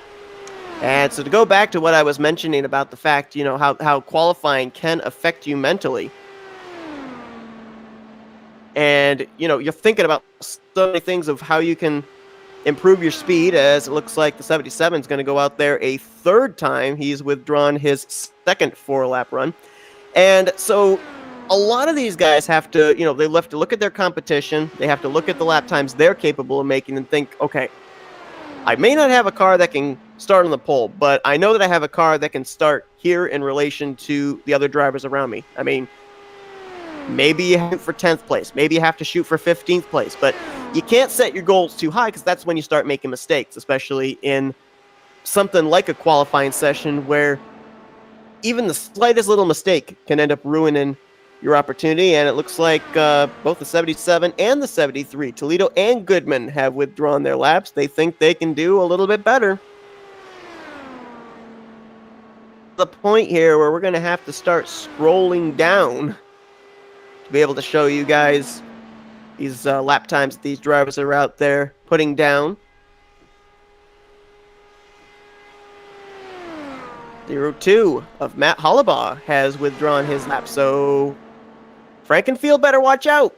A couple of fast cars that laid down some really good lap times before Frankenfield went out there for his second run. They're going to go out there and see what else they can get. John Poole III and Matt Hollabaugh.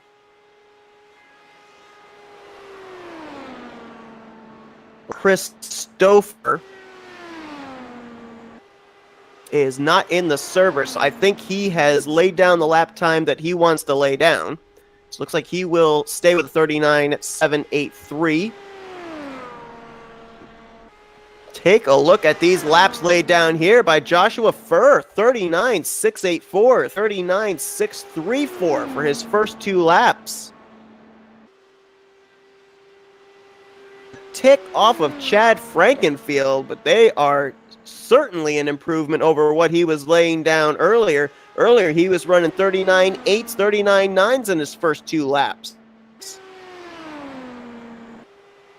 8.6 for his third lap. So that cloud cover that Hollabaugh was talking about, apparently that, I don't know if it's necessarily that or just the drivers are now getting a little bit used to what the track brings to the table and how they can approach. But I think it could be a combination of both, as the completion of the fourth lap for Joshua Furr is 39.657. Look at this, 39.665 for his 4 laps. That is a huge improvement over a 40.050, which he had very early on in this qualifying session.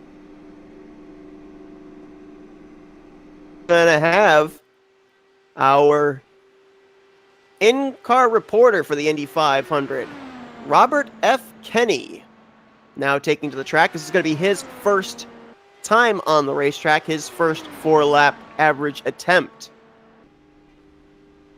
Between Joshua Furr and Chad Frankenfield, and how about this? Chad Frankenfield, 39.627, and he's withdrawn. He's going to go out there and try and get an even better lap time.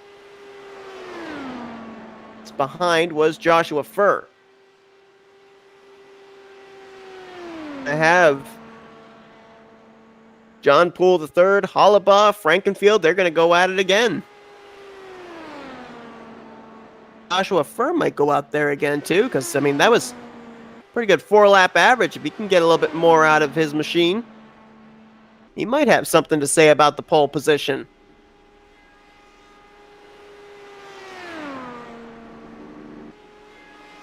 F. Kenny puts down here for his first official lap in this qualifying session.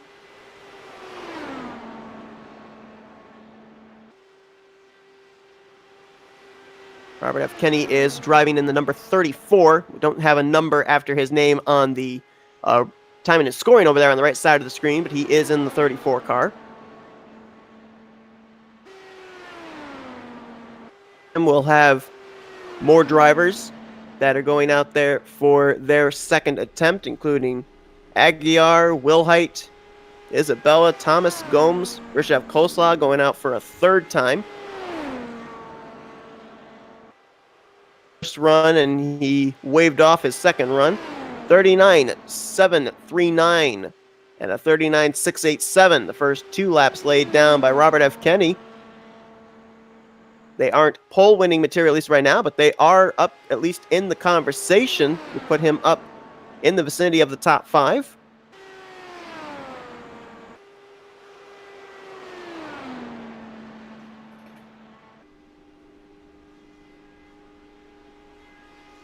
Now, what I'm going to be doing is after Kenny completes his lap, I will be refreshing Discord again just to make sure that my microphone and internet connection. Oh, man. Oh, Kenny got the wall.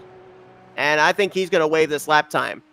Yep, that car's coming to a slow stop. I think he might be waving off this run. He got the wall pretty good there with the right side of his machine, so there and try again. Looks like he is currently coasting it back to pit road. No, he's going to try and finish it out, but boy, he lost a lot of momentum with hitting the wall. Being his last lap, he figured he would finish it out at a 39.662 for his third lap, and his final lap is going to be obviously much slower. And yep, he's waved it. He waved it off. Fourth and final lap. So they will send out the 5 of Carlos E. Aguiar. And so as Aguiar is going to go around here for his warm-up and get ready to take the green to begin his run, give me just a moment. You'll have a little bit of radio silence going on here as I'm going to refresh Discord, and I will be right back in a moment.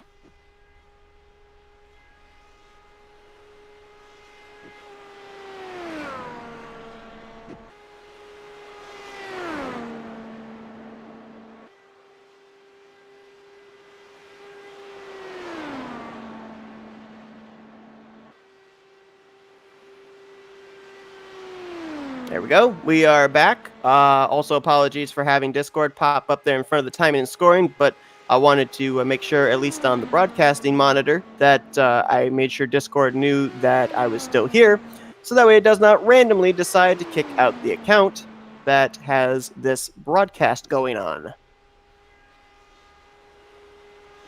Aguiar is about to complete his first lap.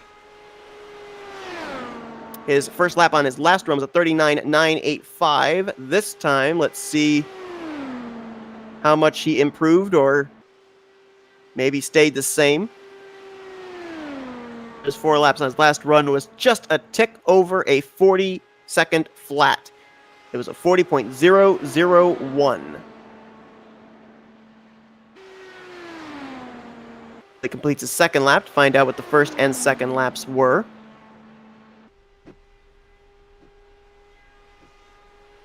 .744 for his first lap.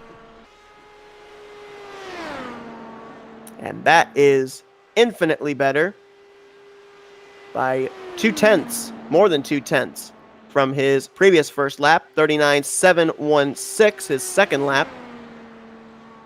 Definitely tracking a lot better than he was in the first run. And you know, with that cloud cover coming in, I'm looking at some of these lap times we saw very early on in the session. These drivers are taking advantage of that cloud cover, realizing that there's another 0.2 out there, another 0.3 to be gained. A lot of drivers that were running in the 39.9s early on in the session, 39.8s, 39.9s, they're now down in the 39.7s. His third lap is going to be and is scoring to update itself here. It's on his final lap, though. Would be, at least with his first 2 laps, he would be in the 39.7s as far as his average is concerned. Third lap is coming in here, and it was a 39.725, so he still is right there in the vicinity of a 39.7 average, crosses the line, completes his 4th lap, and is this also going to be in the 39.7s? No, it's not. It's in the 39.6s. Even better. 39.688. A 39.718 for his 4-lap average.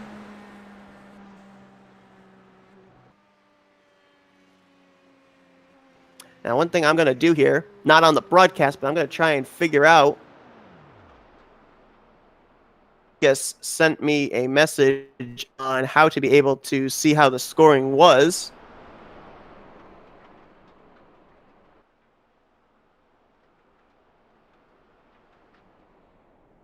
All right, I've just been notified that if a driver who has a withdrawn time doesn't get a chance to run because of the time, their withdraw time actually goes back into effect. So that's actually very important to know, and thank you, Chad, for letting me know about that. So, like, for instance, let's say we end up hitting 10 o'clock and somebody withdraws their time and they're still in the queue and we hit 10 o'clock and the qualifying session is over.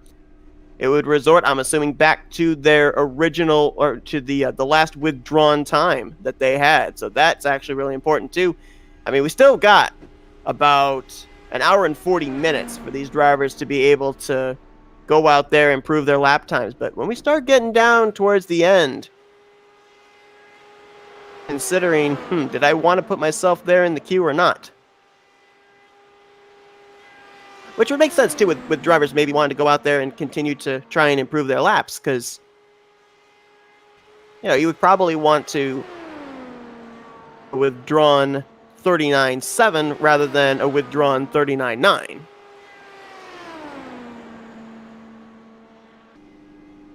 Of Chris Wilhite. He had a 0.5 for his first 4-lap average. On his first run was a 39.879. This time it is a 7.80. Is just about on par with what he had before. He's about 9 1,000ths faster currently. Whole lot of pickup here out of the 7 car. We'll see what his second lap time is, see if there's a drastic difference. He had a 8.84 for his second lap the last time. This time he's going to have a 6.97. Yep, he picked up. Definitely picked up. Picked up on the second lap by 0.2. The same as his first lap of his first run. But a huge, significant difference there on the second lap. Up, he might find himself in the 39.6s for laps 3 and 4 as well. Don't know if maybe he just didn't have that fast of a warm-up lap. Well, between a 7.80 and a 6.79. It's a full tenths difference. A 6.81. So he almost ran an identical second and third lap. Just 2 1,000ths slower between laps 2 and 3 rather. So we'll see if he can still keep it in the 39.6s. Right now, he would be in line for a very low 39.7. Somewhere in the same vicinity as Carlos Aguiar, maybe down there in the 39.71s. Across the line. His last lap on the first run was a 40.135. This time it is... pretty sure it's going to be much better than that. It's still going to be down in the 39s at least. Come in. 13 of Vincent Isabella is the next car that will go out. 39.663 just came in as the fourth and final lap there for Chris Whitehill, so he's down in the 39.70s. 7.01 for him. Almost cracked into the 39.6s.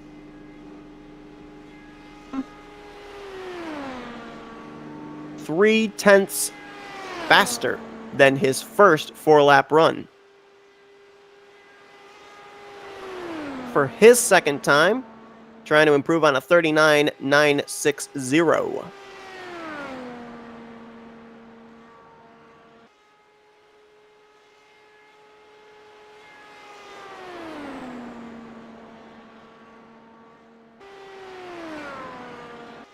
Point in time, we are nearing the hour and a half remaining in the qualifying session.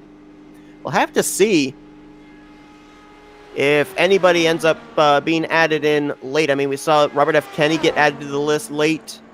Ben Fuller got added to the list late. So we'll see if there's going to be anybody else as we get closer and closer into what would be basically considered the timing for West Coast drivers. If they might start coming in, we might have some more drivers peek in.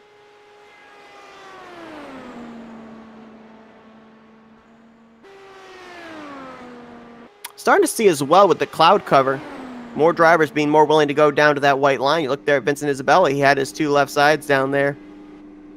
We had a little bit of a connection issue there. Yeah, we did.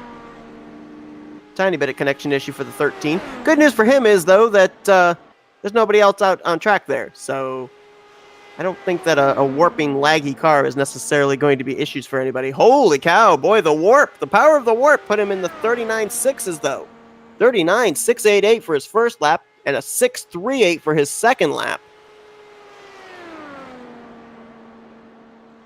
It's just a little bit off of Frankenfield's.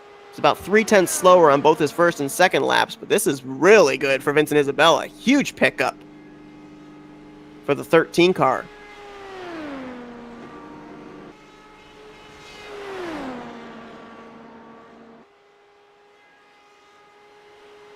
Trying to real quickly take a look here as we're watching the 13 to see about how, not necessarily on the broadcast screen, but how I can see who is where for the running order in terms of lap times. Oh, there it is. I found it. Not sure it's updated, though. Okay, so according to what I've got here, it is updated, but it's updated in relation to the drivers that have not withdrawn their time. Okay, so that's actually very helpful. And how about Vincent Isabella there? 39.634 is going to be his new 4-lap average. I'll send the Thomas out for his second run, but boy, compare that 39.634 of Isabella run of a 39.960. That is a 0.3 pickup, more than 0.3. Now, according here of drivers that have not taken out their lap times, right now we only have 13 cars that officially have their lap times in the books that have not withdrawn their laps. Right now, Vincent Isabella would sit at the top of the board with a 39.634. Henry Bennett second with a 39.661. Joshua Furr right behind it with a 39.665 in third place. Chris Wilhite in fourth. He is at a 39.701. Carlos Aguiar is currently in fifth with a 7.18. And right now, the rest of your top 10 would be Cass Silman, Chris Stouffer, Jared Rexing, Gabriel Essick, and Vic Bloom. And of the other drivers that have taken time and currently have not withdrawn it would be Joe Branch, Ethan Reasoner, and Dan Lee Esch. On the clock, trying to improve. 39.937. His lap times are much better than his first lap times in his first run. He had a 39.8 and a 39.9 in the first run. 39.6 for his first lap. A 6.76, and his second lap is going to be a 39.651. He's tracking just around the same area as Vincent Isabella. And I think we can now, here in this final hour and a half, we can start kind of speculating and looking at the battle for the pole position, now that we have the sorted times and everything. Now, this would be just a little bit off of Vincent Isabella's time. Right now, Vincent Isabella would be top of the board, currently would be sitting in the pole sitter spot. But again, let's not forget, you got guys down there like Hollabaugh, you've got Frankenfield, you got John Poole III, who had really good lap times. Frankenfield on his second run, Poole and Hollabaugh on their first runs. That, I don't know, can we see someone crack into the 39.5s? I doubt it. I doubt we'll see that happen, but I don't know. There could be a chance. 39.5, 6, 7 for Johnny Thomas's third lap. And when I mean a 39.5, I know that some drivers have been laying them down here on laps. I mean as far as a 4-lap average. Could we see someone hit a 39.5 4-lap average? I doubt it. However, the last 2 laps by Johnny Thomas were in the 39.5s. So maybe if someone can run consistent 39.5s for all 4 laps, it may be possible. Times there, laps 3 and 4 have put Johnny Thomas to the top of the board with a 39.616 average lap. Pedro H. Gomez is going to go out there, and I'm going to actually see. I don't know if this will necessarily work, if you guys are going to be able to see it very well, but I will bring it up here on the broadcast as well. This is a look at what the grid looks like as far as the sorted times and who is where. Johnny Thomas there at the top of the board. Yeah, we actually can do this. We can do this on the broadcast. Why not? So that 616 puts him at the top over Vincent Isabella, and there you can see all the drivers that have taken time. Right now, 13 drivers currently sit with their times currently intact and have not withdrawn their lap times. And you can see all those other drivers down there that currently are in the queue. Gomez, Kosla, Fuller, Dewar, Poole III, Hollabaugh. Actually, I pronounced it Aaron Roots. It's actually Aaron Roofs. My apologies. That's an F, not a T. Toledo, Frankfield, Goodman, Kenny, Bloom, and Liam Sheen. So I was wondering about like other drivers maybe coming in here as we draw closer into times that would be for the West Coasters, and there's your answer. Scroll down here. Scroll down till we get to Liam Sheen's name there. There you go. He has withdrawn their times, and yeah, there's another driver that's actually withdrawn his time that I don't think we documented. That's Vic Bloom in the 99. I'll be going back out there on a 39.830. Car that we're looking at right now is the 09 of Pedro H. Gomez.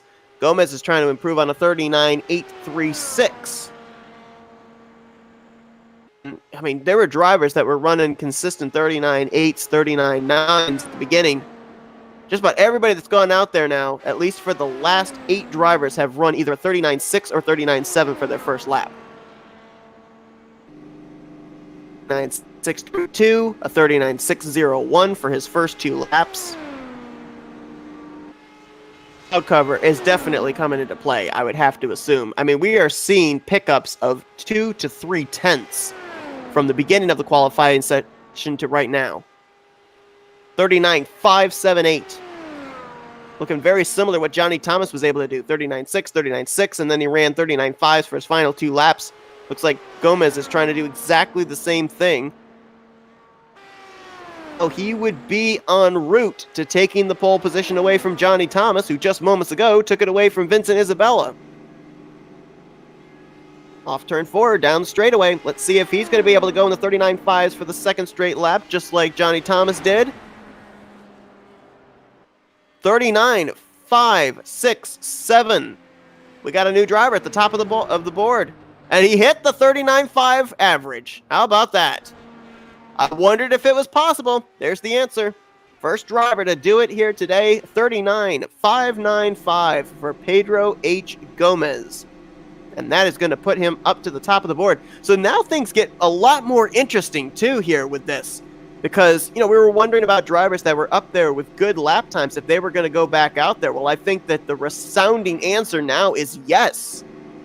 Because drivers that we were looking at that were laying down 39.7s, and we were thinking, oh, these are the guys that are going to be up there battling for the pole. Now we've got guys out there that are laying down 39.6s and 39.5s for their 4-lap averages. So this makes it a whole new ball game as the cloud cover starts to come in and the grip starts to amp up. these drivers are out there, and we're getting more and more competition of drivers trying to get themselves up there on the pole position as Rishav Khosla out for the third time. He went out originally, completed a 4-lap run, withdrew it, went out a second time, had issues, and waved it off. So this is the third time that he is out there on track. His second run, we will not count, will adhere back to his first 4-lap run. So he's trying to improve on a 40.140. And if these lap times we're seeing here in the last number of cars that have gone out are anything to go by, he will definitely improve.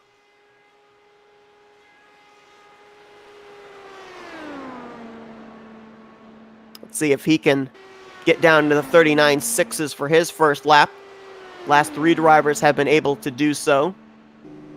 And he does. 39.655. Now that's a little bit slower than Gomez, but that is faster than both Thomas and Isabella. So if he can improve maybe by about 2 100ths here on this next lap, which he did not do. He ran a 39.651. So right now he is currently sitting about 7 100ths slower than Pedro Gomez. He currently, though, I think would be right in the vicinity of either second or third place. Had another driver withdraw. Carlos Aguiar has withdrawn his lap time, so he's now going to be back in the queue.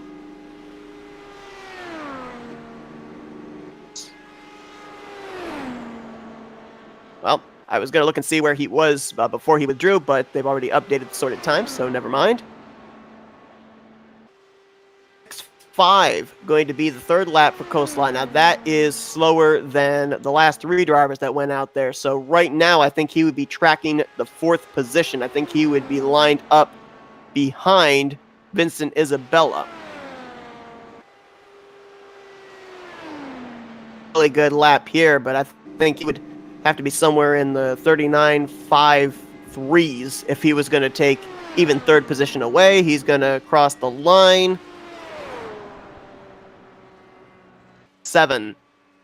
So I believe that's going to situate him in 4th. He's going to have an average of a 39.636. And yeah, he's just a tick behind Vincent Isabella by 2 1,000ths. He's just going to miss out on third place. So Gomez still top of the board. Thomas in second. Isabella third. Kosla fourth. And right now Henry Bennett currently sits in the 5th position. And I do not believe that Henry Bennett has withdrawn his time. So I think he right now is pretty satisfied with where he's at. Next car that's going to go out is going to be Ben Fuller. There is no number beside his name, but he is in the number 55, and this is going to be his first time out on the track here in this qualifying session.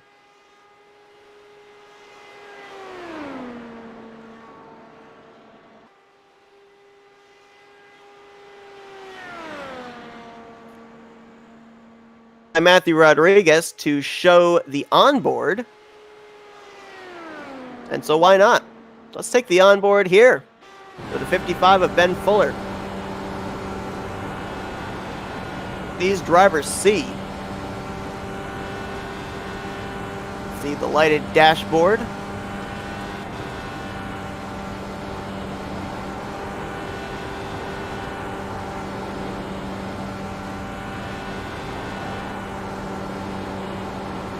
And I don't know why, but from the cockpit view, it looks like these cars are almost crawling. Maybe it's just me.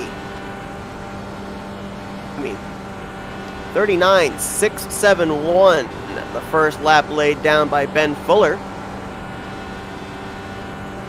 Right around the vicinity of Johnny Thomas. 5 1,000ths faster. So we may end up having possibly a challenge here for the 2nd position. It is off of Gomez's lap time, however, by about 4 100ths. Clock in at a 39.640.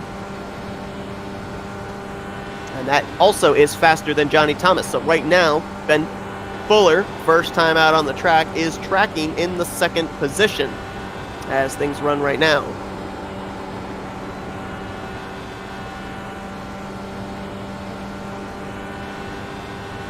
So right now, it's looking like that a number of drivers have gone out, laid their lap times down. It looks like they're pretty well set unless they come in later on here this evening. Dan Liesch looks like he's pretty well set. Chris Stouffer, Joe Branch. I don't know about Jared Rexing, Ethan Reasoner. I don't know if they're going to be maybe going out again. Cass Silman, Henry Bennett, Gabriel Essick. They have not withdrawn their time. Neither has Joshua Furr. For Ben Fuller is a 39.589. That is a little slower than Johnny Thomas, so it could be close for second place. I think the second lap, though, might clinch it for him if he can at least be within the vicinity on the fourth lap of what Johnny Thomas had.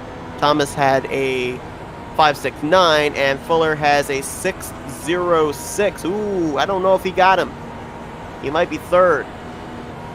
See if Ben Fuller is going to be able to get that second position or not. He has a 39.627 for his average, and that is going to be just a little bit slower than Johnny Thomas. So right now Ben Fuller slots into the third position.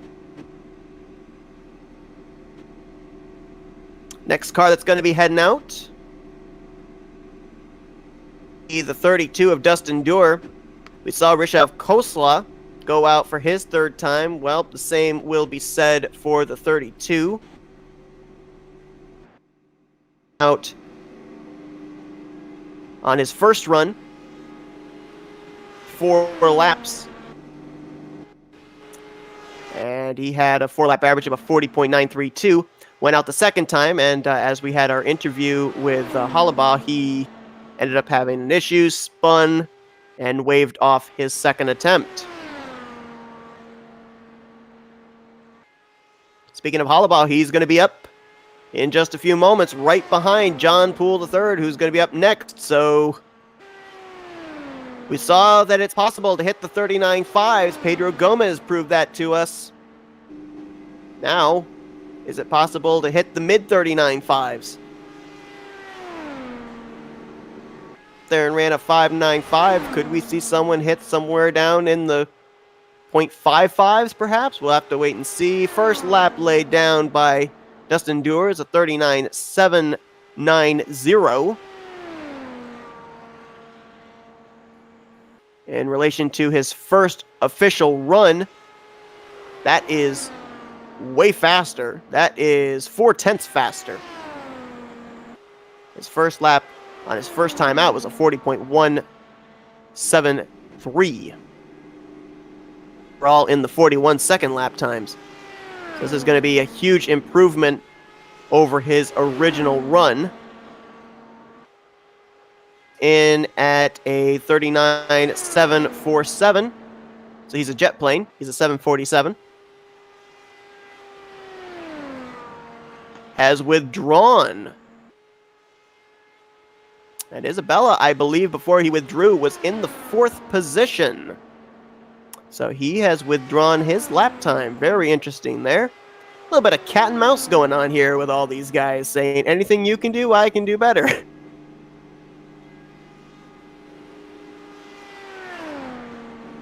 Complete his third lap, and I believe Henry Bennett has just now withdrawn his lap time.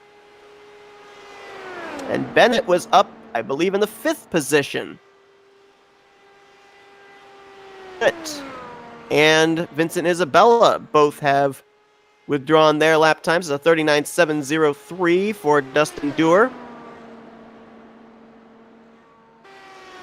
Getting better and better as he goes. 790, a 747, a 703. So if this holds up, he should be able to break into the 39.6s here on this final lap. If he stays consistent, hits the line, and is it in the 39.6s? It is a 39.861. So he must have had a little bit of a bobble there. That was actually a lot slower. That was his slowest lap of the run. It puts him at a 39.775 4-lap average, though, and right now that is going to situate him in 8th position. John Poole III said he could get a little bit more out of it. for the 595 laid down by Pedro H. Gomez. And we'll see if he can do it. We haven't really had the opportunity, as we've watched drivers finish their laps, they send out the next driver. So we haven't had much opportunity to be able to see if these guys have taken that little method that Matt Hollabaugh was talking about, where they come off of pit road onto the racetrack and then cut back down onto the access road coming out of turn number 2. Apparently, as long as they do that, that is within the limits, they are allowed to do so, and it gives them a better chance of getting through the gears and up to top speed by the time they get around to start their first lap, which John Poole III is about to do. So John Poole III is trying to best his 4-lap average, which on his first run was a 39.743. And at that point, we were looking at that as, wow, that's probably going to be the pole spot. And since then, we've had drivers hit lower 39.7s. Drivers are in the averages of 39.6s. And right now, our current pole sitter sits there with a 39.5. John Poole III was a 39.645. That is just about 100th slower than Pedro Gomez. So right now, John Poole III would not be on the pole position. I believe, however, this has him tracking second place. Yes, it does.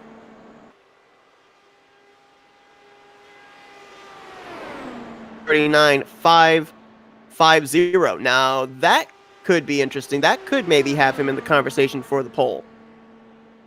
Let's see what the difference was of the first and second laps here. It was a difference of a 10th for the first lap, so it put John Poole III 1/10 behind, but he gained 5/100ths on the second lap, so he's now only 5/100ths behind for the pole.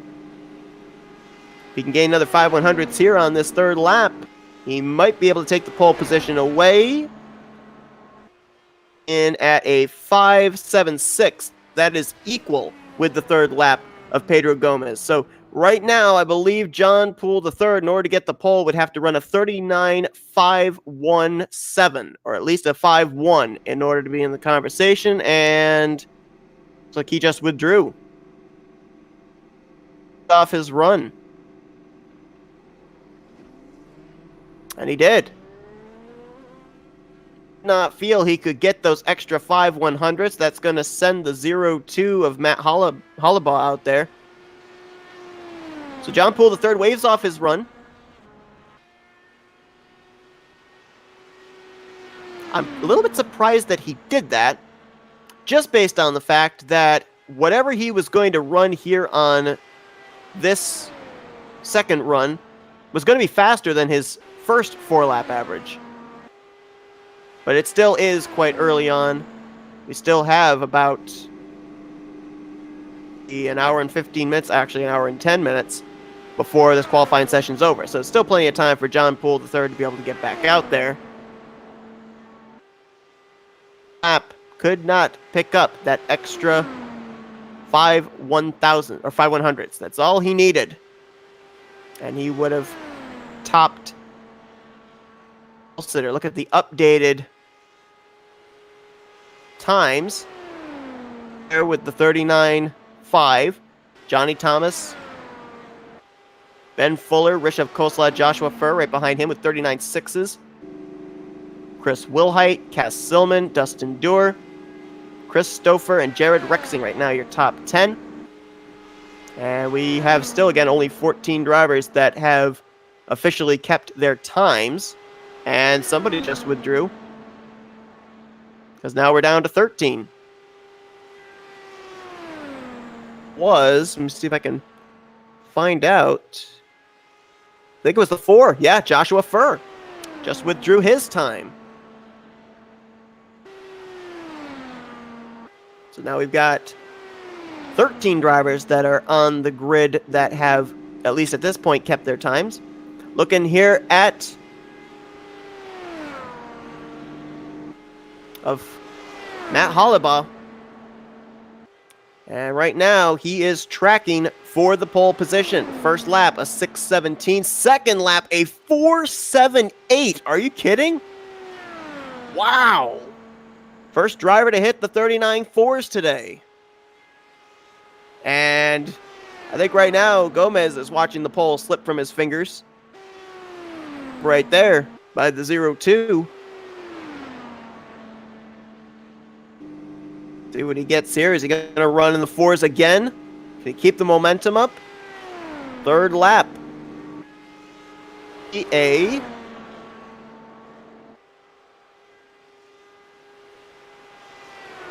5:01, so a little bit slower. But right now, he is definitely tracking for the pole. His laps are anywhere from 1/10 to 2/10 faster than Pedro H. Gomez's was. John Poole III, he was tracking right around the same area as Gomez, so this is definitely a gauntlet being thrown down by Hollibaugh. Put it down for Frankenfield. And his final lap as he crosses the line is going to clock in at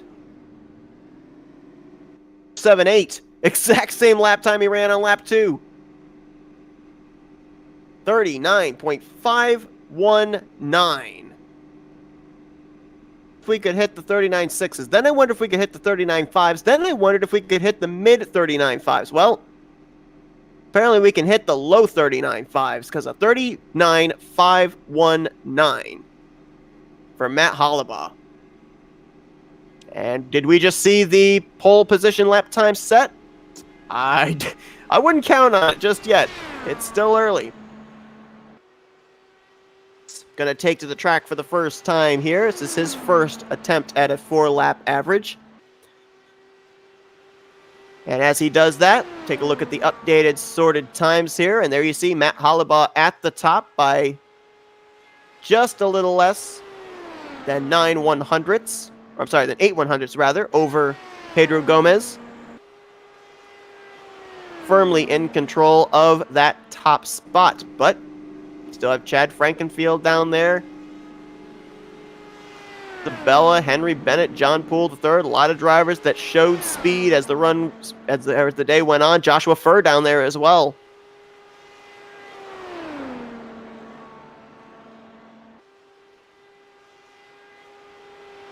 Well, Aaron Roots. You can see that this is his first time out there on the track. His first lap, a 40.266. And I think that's more of his limited amount of time on the track rather than, the grip or anything like that. So, at least here, to be able to go back out there a second time, maybe just taking the opportunity here, familiarize himself with how to approach the corners and everything. Maybe not looking for anything too flashy just yet. Maybe not even at 100% in terms of trying here. Just kind of getting his feet wet. Then put himself back in the queue, withdraw his lap time, put himself back in the queue, and then go out there and when he really forces it into the corner. 39.833 for his second lap as Ben Fuller is going to withdraw his lap. And Fuller, if I'm not mistaken, when we just looked at the updated times, I think he was up inside the top 5. Remember, though, he only has been out there once. So he's going to go out there for a second attempt. Third lap time for Aaron Roofs.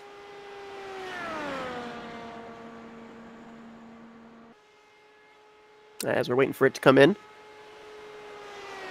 Would be tracking down near the bottom of the drivers that have taken time, especially with that 40.2 on his first lap. But again, as I stated, it's his first time out there on the racetrack.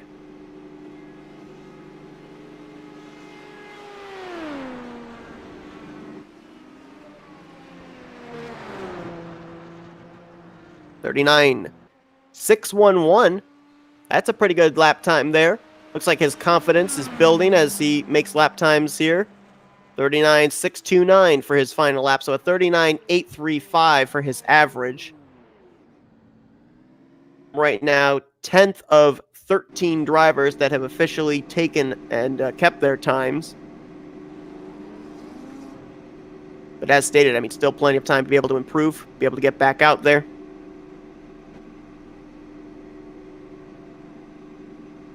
and see if he can improve on his lap time. Next driver that's going to go out there, I believe this is the third time that the 77 has gone out on track. Dallas Toledo. Actually, he's next up, but he is still sitting on pit road, so maybe he is not yet ready to go out. Of Chad Frankenfield is actually going out right now. Oh no, it's not. Who's that car that's going out?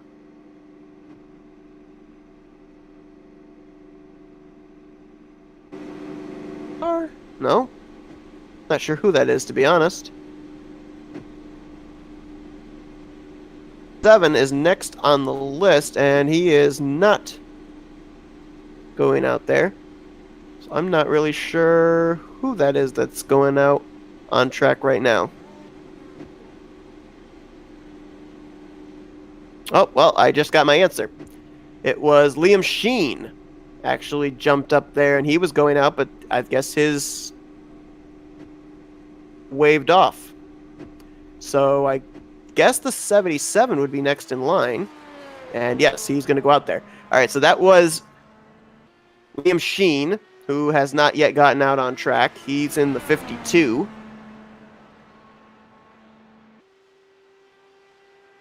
His attempt, apparently he leapfrogged the 5 drivers that were ahead of him. Something that they might do as we get later into the session as well. Maybe some guys coming in towards the end that haven't laid down a lap, they may leapfrog the drivers that have already set down times. Not sure what to think about this, but Matt Hollabaugh has just withdrawn his current pole setting lap, 39.519.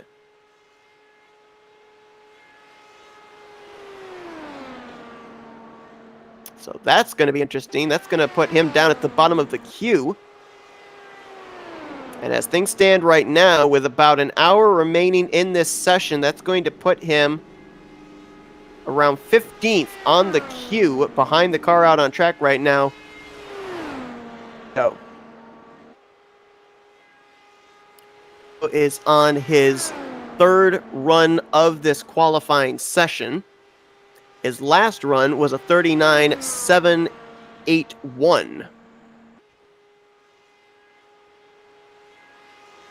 That, his time before that, 40.339. So his improvement from his first to his second was about 0.6. We'll see how much of an interval it is between his second and third times out. His first lap on his second run was a 39.784. This time, 39.639. So much better. A 6.49 for his second lap. Compare that back to his second lap on his second run to a 7.05. So right now he is just about 5/100ths faster than he was on the first run. A faster on his first lap compared to his first lap in the second run. Lee, I believe, would be tracking close to the pole, which was, at this point, given up by Matt Hollabaugh. Right now, they're all trying to go after Pedro Gomez again. 39.569. Compare that to Gomez. That is actually faster. I think right now, Toledo is tracking for the pole position. If he can at least just be within the vicinity of Gomez's 39.574 here on this last lap, he will be top of the board. Talking about the 77 as he'll bring it down the front straightaway. Crosses it along the yard of bricks. And his 4th and final lap, what is it going to be? Does it put him at the top of the board as the current pole sitter?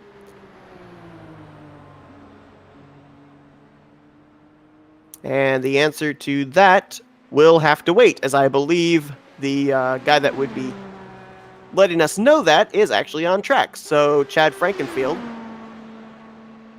will begin his 3rd run. So we will wait to find out. I believe right now that Thalos Toledo would actually be up at the top of the board, at least just based off of his lap times from laps 1 to 3 in comparison to Pedro Gomez. As mentioned, his third time out, his last time out, he withdrew a 39.627. Which right now, if we looked at the current times, that would put him second on the board behind Pedro Gomez and ahead of Rishev Koslov. But he wants to go to the top of the board here.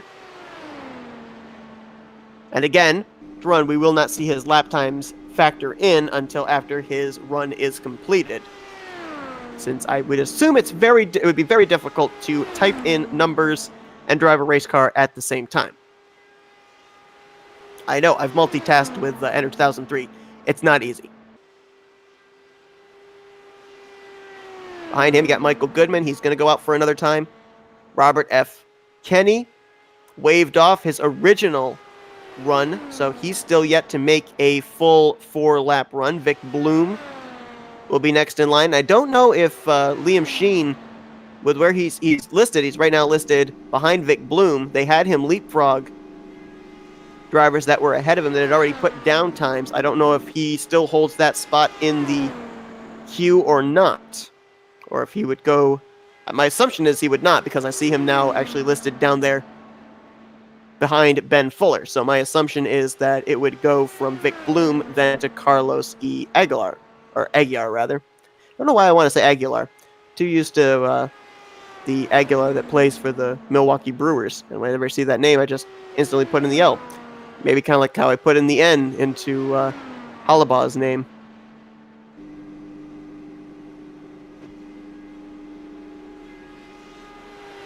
So, my assumption is, seeing how these drivers have been able to pick up speed, we're going to have a pretty good battle here between Frankenfield and Toledo for the pole position once the scores get put together. But I'm still very curious about the 519 being withdrawn by Matt Hollabaugh. We'll see what Frankenfield puts down here and see if that was a wise choice by the 02. Able to get up there and beat a 519, then yeah, Hollabaugh is going to go out there. But Hollabaugh chose to withdraw his lap time even before Frankenfield got out on the racetrack. So that's what kind of puzzled me. Frankenfield completed it all. So we'll wait for him to score himself, and as he does that, the 73 of Michael Goodman will go out on track. Time coming in for Toledo is going to be a 39.590. That gives him an average of a 39.612 for his 4-lap run. That did not, I believe, beat Pedro Gomez. No, it did not. So his fourth and final lap was actually the one that killed him. Looking at Frankenfield's lap times, 39.573 for his first lap. That is much better than Gomez's. 4.91 for his second lap. 4.75 for his third. Ooh, we might have something close to a 5.19. See what the fourth lap was.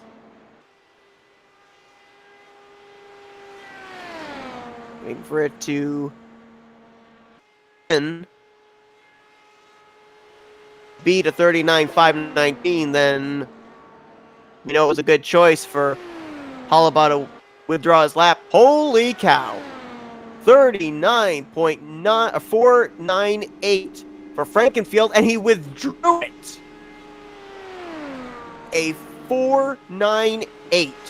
I didn't even think we could hit the fours, and we just had a 4.98 get withdrawn. Wow. So, Gomez still sits at the top of the board, but we know that his lap time can be beaten now.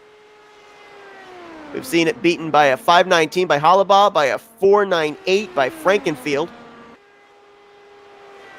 9.5 is looking less and less safe. And Pedro Gomez is still in the server, so if necessary, we could see him go out yet another time.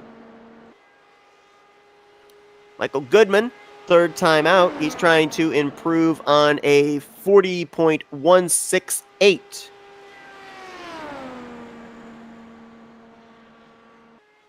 And Toledo just withdrew his 612.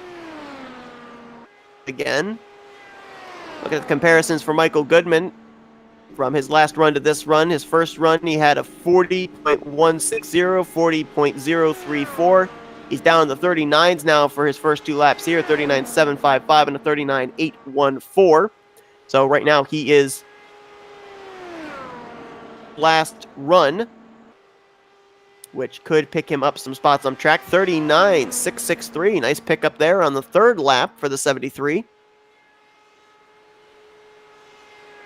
He slots in after the completion of this lap.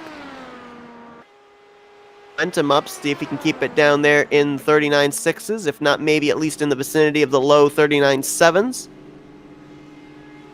Off turn 4, hits the line. See what he's going to get here. Is going to be a 39.669. 39.725 for his average. Going to slot him third in the running order. Right behind Rishav Khosla. He is the highest of the drivers in the 39.7 second lap times.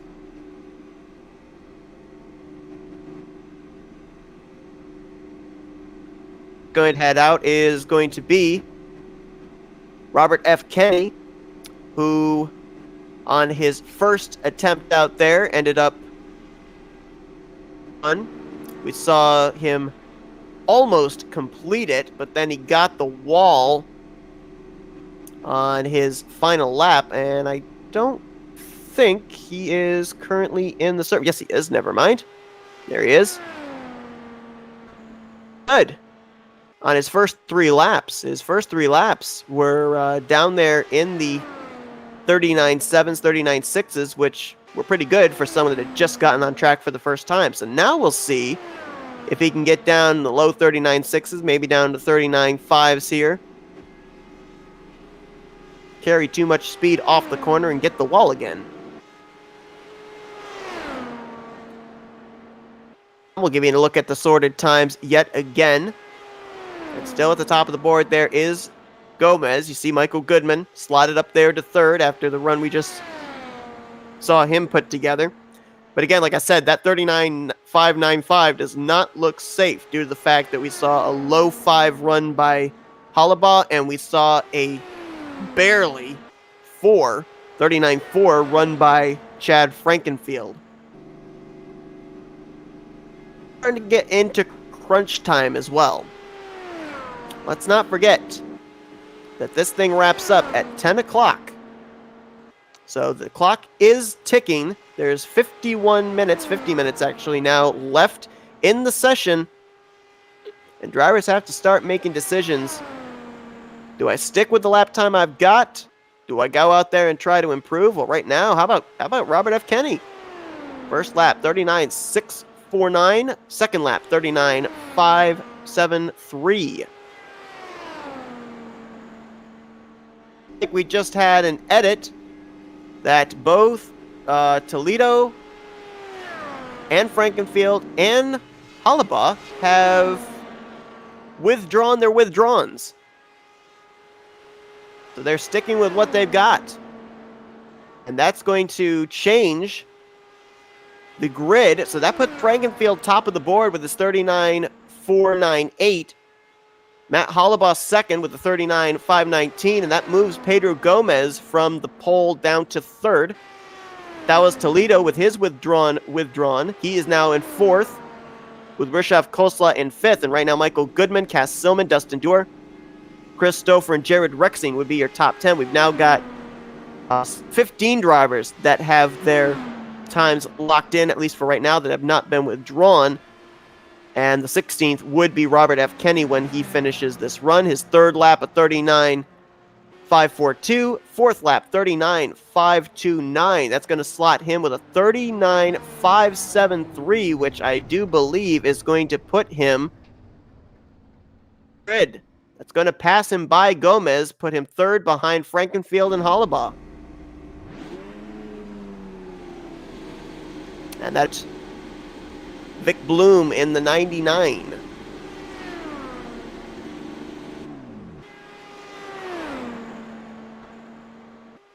Liam Sheen, who is next after him, already went out. He leapfrogged drivers that had already put down lap time, so I believe it will go from Vic Bloom to Carlos Aguiar.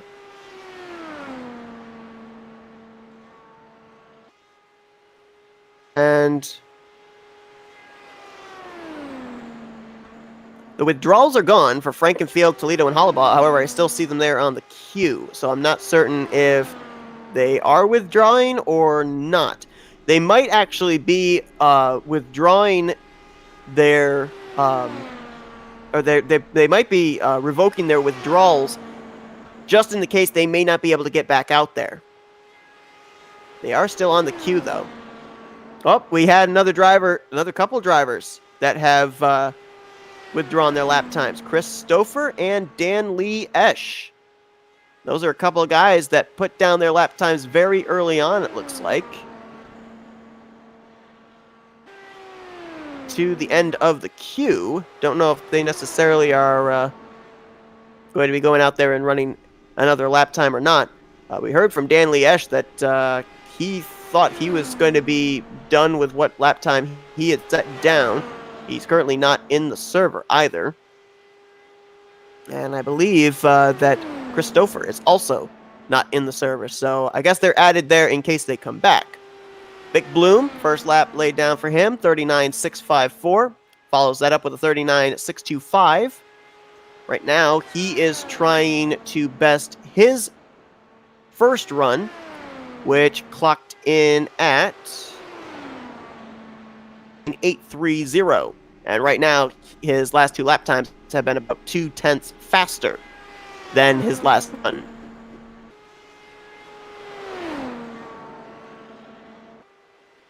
Third lap, his first run, which it was 39.856. This time on his third lap, he's going to hit a 39.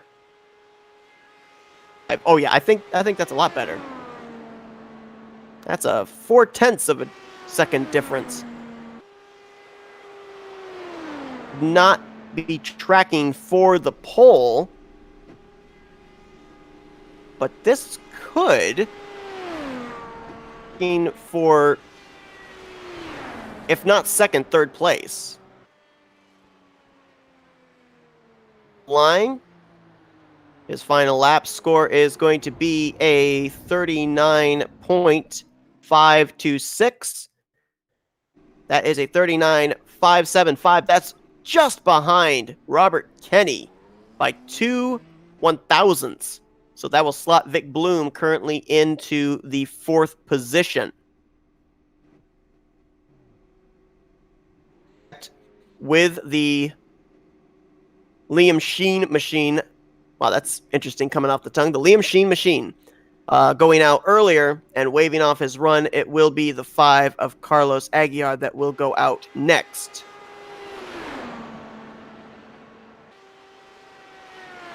Aguiar's last run was a 39.718 for his 4-lap average.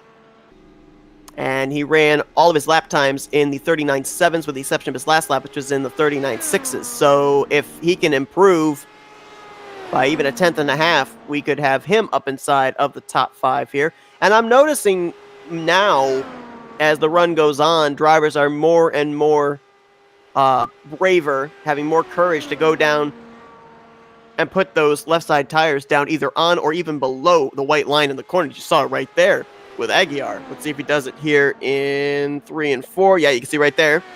Lefts were down below the white line. And again, just right on the white line there in turn 4. Cover and more grip there.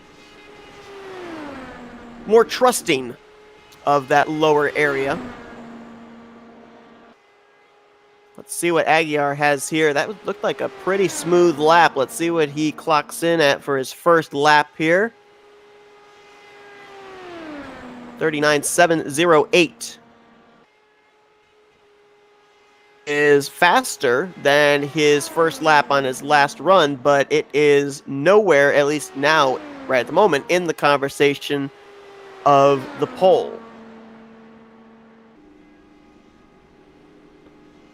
Right now, at least in the conversation for somewhere around 7th, 8th position, I would say. Is tracking better than Michael Goodman, and Goodman currently sits in the 8th position. At least, unless he has like a drastic pickup on his last 3 laps, this isn't right now even in the conversation for a top 5. Down there that I think could shake up the top 5.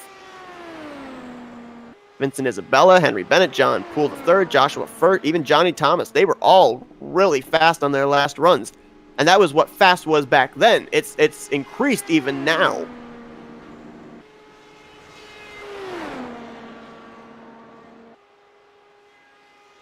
Aguiar is going to be at 39.918.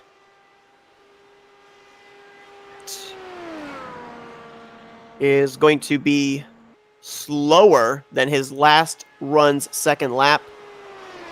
He did manage to run a 39.585 on the third lap, but that second lap's going to hurt him.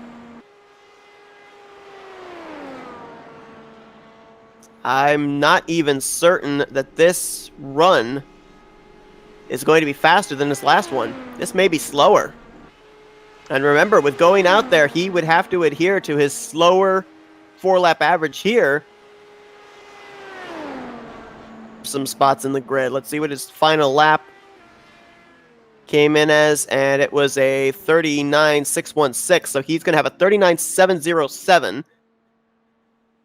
That does improve from a 39.718. Not by much, but it does improve. I was kind of worried that his lap time might actually, his average lap might be slower than the last time out, but no, he did improve it by 11/1000ths of a second. And that is going to send out the 13 of Vincent Isabella. Improve on a 39.634. Now, right now, the 39.634 would have him in 7th place. So he wants to improve on that and make his way into the top 5.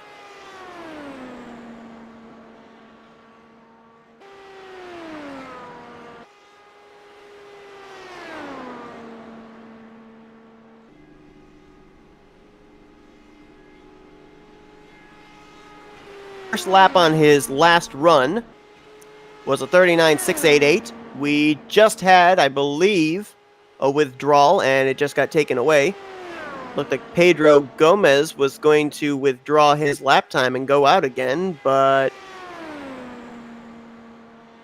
drawn it. He's been added to the queue. Going on there as far as drivers being added to the queue, but they don't have a withdraw banner. Doesn't have one.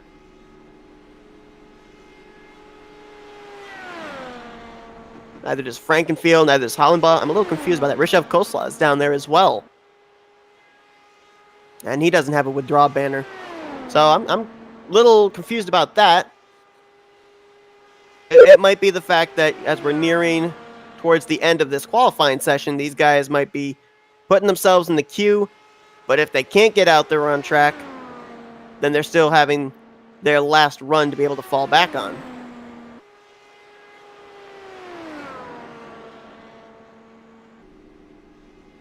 Bella, his first lap on this run, 39.606. It's faster than his last time around, so right now he would be tracking to maybe get into the top 5. Would, I think, be tracking around the 6th position, just outside of the top 5, unless his lap times really improve, and that is a lap that could do it. 39.497 for his second lap. around 4th position right now.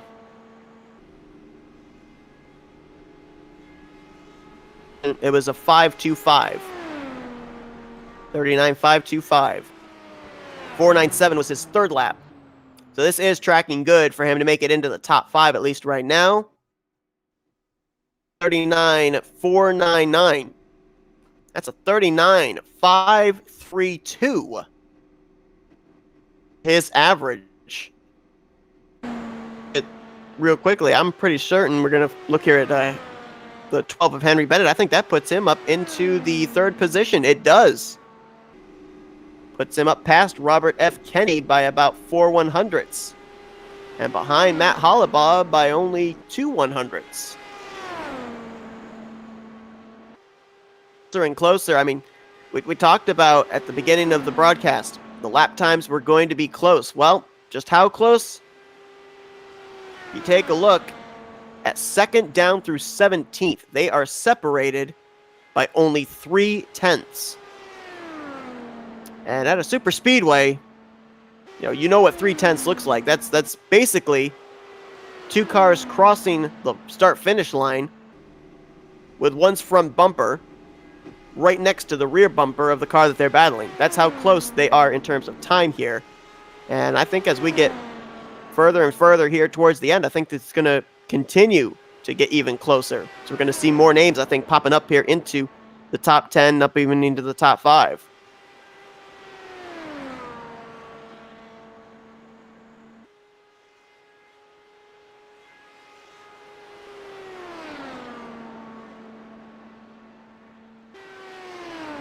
Bennett.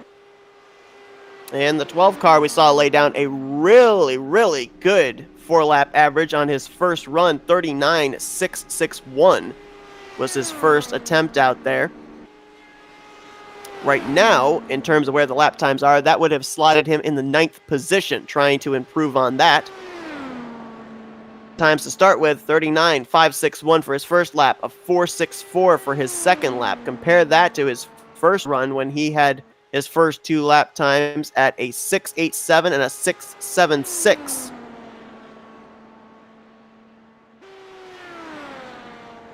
I think at this point in time, he would be tracking at least in 3rd, 2nd. Yeah, he's tracking 2nd place right now. He's not quite there with Frankenfield. Actually, no, hold on. He is with Frankenfield. Last 3 laps, he's been better than the 15. 39.429.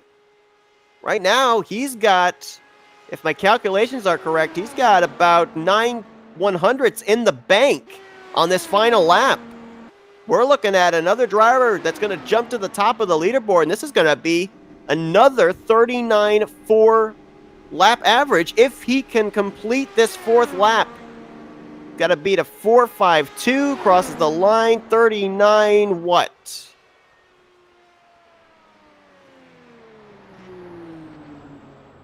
Waiting for the official scoring to come in on the final lap. It's a 39.445. That's a 39.475 average. He's going to jump to the top of the board. Henry Bennett. Top Chad Frankenfield by 23 1,000ths of a second. And time out there as well. Well, the 3rd will head out on track for what will be his 3rd attempt of the day.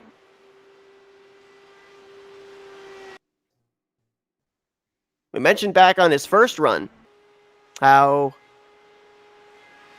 snafu at the very beginning of the broadcast. He was over in the other server. And it looked like he was continuing to practice. Looks like practice made perfect. He's up in the lead as far as the fast lap times. Take a look here at the sorted times. And there you see it. Bennett, top of the board. Frankenfield right behind him. The only 2 drivers that have hit the 39.4s. Hollabaugh, Isabella, Kenny, the top 5. The Vic Bloom, Gomez, Toledo, Kosla, and Aguiar.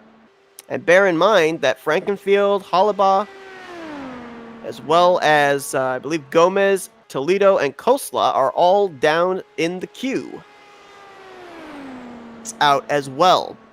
That when we started, I said that there were 29 cars on the list, and the top 33 were going to make it in. Well, take a look down here now. You can see that red line. That's the cutoff line. And at this current point in time...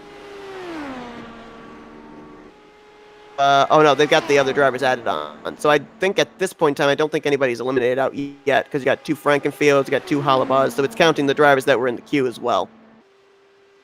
So yeah, I think they still have everybody that has put down a lap time, I think, are currently locked into the field. John Poole the third. How about that for a first lap? 39.484. Drivers hit a 4 on the first lap. I think it is. 4s. This is another driver that will jump up to the top of the board for the pole. Second lap going to clock in. A 39.474. 1/100th faster than his first lap. Is right now tracking about 7/100ths faster than what Henry Bennett just put down. Right now, he would be on the pole position with John Poole III. This is why we see guys down there at the bottom of the queue, like Frankenfield, like Halaba. They're realizing, you know, we still have a chance to go out there and run even faster.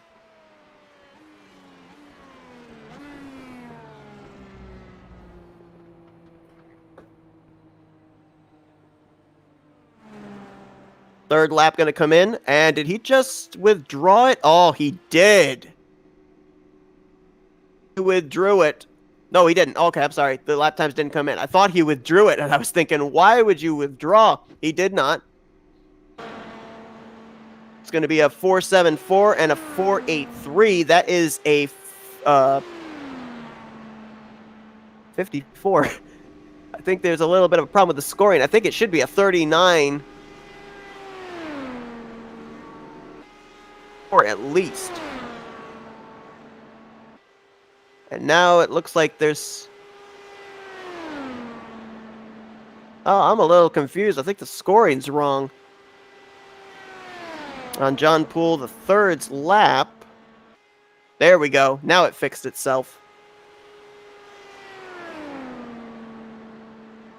It didn't fix itself on the stream, though. It's fixed itself on my end, on my other monitor, but it hasn't here. Let me actually refresh it. Just maybe it might have frozen. So we'll refresh it here so that way you guys can see the updated. But John Poole III is top of the board now with a... How was it not top of the board? Apparently it was a 5.97. Okay, so there was a scoring snafu there. The 4.84 was the second lap. All right, so his official time, according to this, was a 39.510. Okay. Now it's clear. Into the third position, behind Henry Bennett and Chad Frankenfield. We're currently looking here at the 4 of Joshua Furr.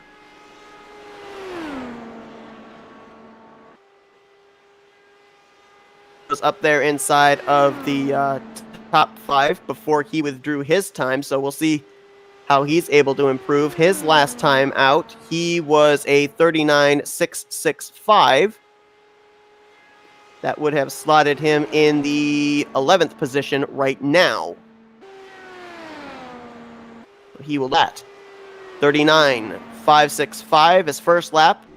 39.457 his second lap. Complete his third lap, which is going to be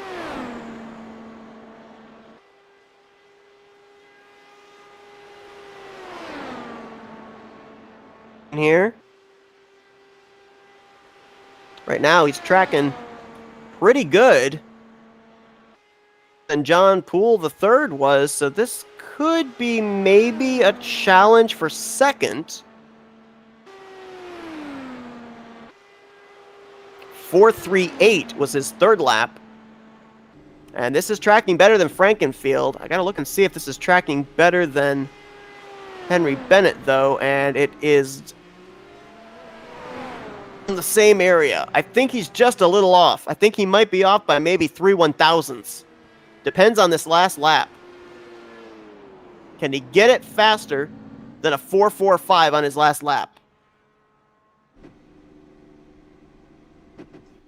Waiting for them to update it. Needs to be better than a 4.45. If you get down the 4.3s, oh, it's a 4.88. So he's just barely gonna not get the pole position. He will move into second place, however. He will bypass Chad Frankenfield. It's 4.98 with a 4.87. And that will send out the 21 of Johnny Thomas. So Joshua Furr finds a little bit of extra speed. And right now, he would be on the outside of the front row with Henry Bennett.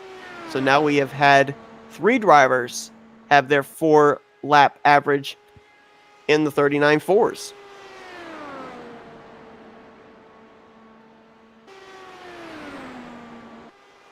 Thomas was actually another driver that was up inside the top 5 before he decided to withdraw his time. 9.616 on his last attempt. And we saw Joshua Furr jump up to second with his 6.65 the previous time. So Johnny Thomas was faster than Joshua Furr on the last run. Seeing somebody maybe challenging for the pole, potentially. At least maybe challenging for second place if he doesn't have any issues here. I mean, Joshua Furr's lap time was only 8 1,000ths slower. As far as his 4-lap average, 8 1,000ths slower than Henry Bennett. So he was right there in the vicinity. And as we're looking here at Johnny Thomas, his 4-lap average was 6 100ths faster than Joshua Furr's. So if we do the calculations there and say he picks up another 6 100ths over what Joshua Furr laid down this time, Henry Bennett could be looking at a 39.42.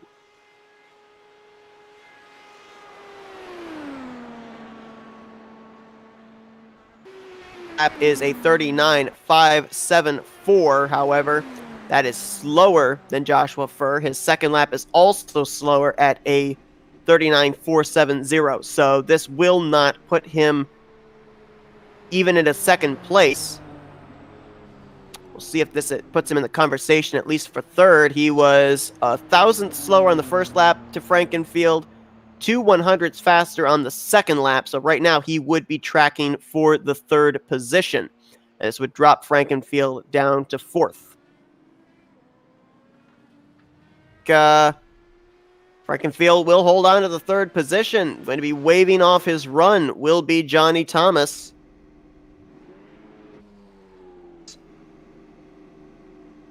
In the third position, going to wave it off, and that will bring Ben Fuller out onto the track. Ben Fuller, on the first run, ran a 39.627. His only time out on track, so this is his second time out on the racetrack. And if we do some comparison of lap times, if he picks up, like just about everybody else has been able to do,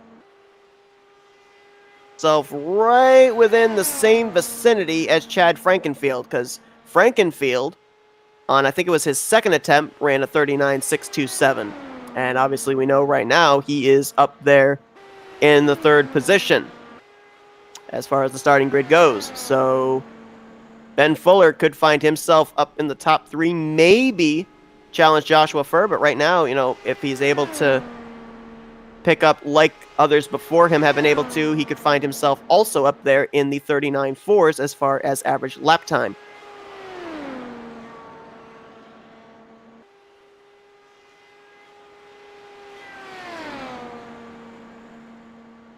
Why drivers like Matt Hollibaugh, Chad Frankenfield, they didn't officially withdraw their lap times, but if it got to them and they wanted to, than they could.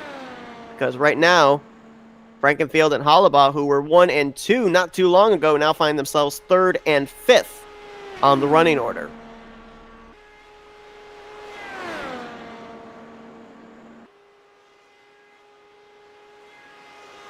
First lap in for Ben Fuller, 39.532.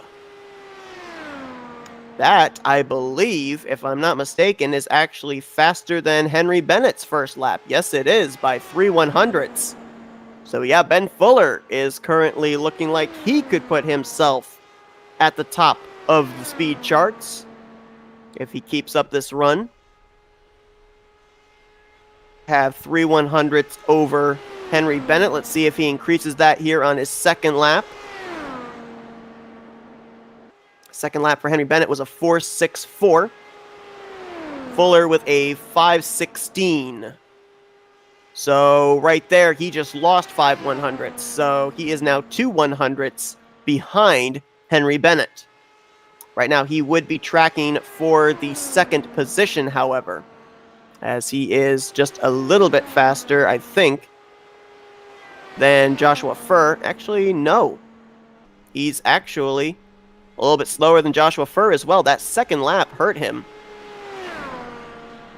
First lap, but on the second lap, both Joshua Furr and Henry Bennett ran in the 39.4s, and he ran a 39.5, talking about Ben Fuller. So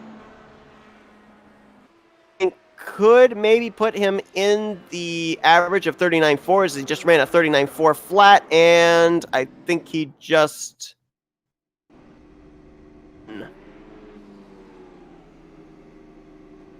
I think he did. We just haven't had the scoring updated. No, looks like he did complete his run. Interesting time. What is a 39,495.000 lap time? That is either a lightning fast lap time, or no, that's a really slow lap time. That's got to be fixed. He's got an average 4-lap average of 9,903.426. Fixed now. Well, anyway. Technology, have little snafus. We'll see where this puts him, though, because that would be a 39.495. It's going to put him at a 39.549. And right now, that would situate him in the 5th position. Liam Sheen, who I believe has yet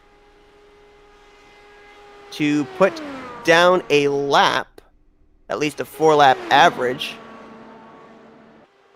Earlier, waved off his time before he even got around to complete his first lap. Of connection issues here as well. So we don't have anything to compare of his.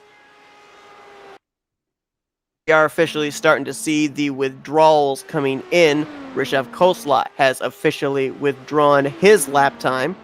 So I believe he was in 12th at the time that he withdrew. So he will look to improve on that. He is 3rd in line on the queue behind Hollabaugh and Frankenfield, who will both go out next after Liam Sheen has completed his run. 39.745 for his first official lap of this session. 39.578 for his second. Right now, he just wants to complete the 4 laps. And as he does that, we'll give you the updated look here at what the starting lineup would look like. Bennett at the top, Furr in second, Poole currently 3rd. And it looks like right there you can see now that it is official as well. The withdrawals for Frankenfield, Khosla, Hollabaugh are now official. So that moves Isabella into 4th, Fuller currently in 5th.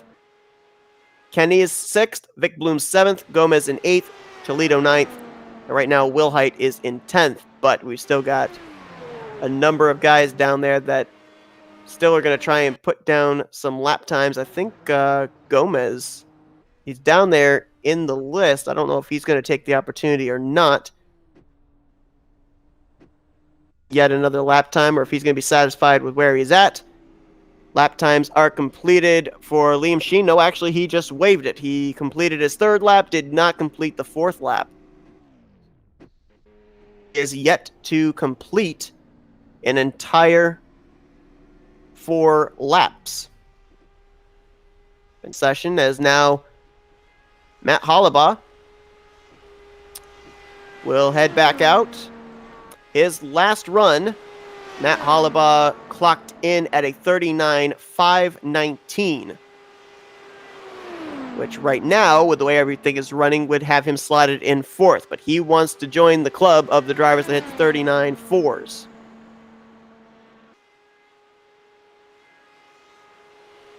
We'll see what his lap times are in comparison to Henry Bennett, who right now is at the top of the board. Bennett's first lap was a 5.61. If Hollabaugh can put his first lap in the 5s, as he will hit the line, his first lap is going to be a 5.73. That is slower than Henry Bennett's first lap by a little more than a hundredth, about 12 1,000ths to be exact. Just to pick it up here on this second lap. Second lap, Bennett ran a 4.64. Right now, this would not even be faster than Joshua Furr. So right now, Matt Hollabaugh is not even in the conversation for a front row spot, unless he really picks it up here on these next 3 laps. We could put him back in the conversation. 39.3 or 4.31 rather. That is 3 100ths faster than Henry Bennett's second lap. Think just put the ball in the court of Matt Hollabaugh. He lost 100th on the first lap, gained 3 on the second lap. So right now he has 200ths in the bank. Now he just needs to match or better Bennett's 3rd and 4th lap. 3rd lap for Bennett was a 4.29. Hollabaugh is going to hit a 39 point.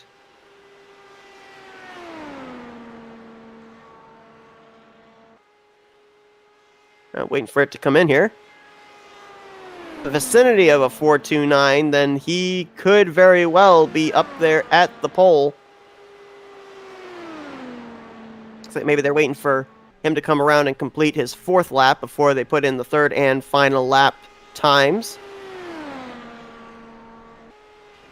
Let's see what he gets. Let's see what the comparison is.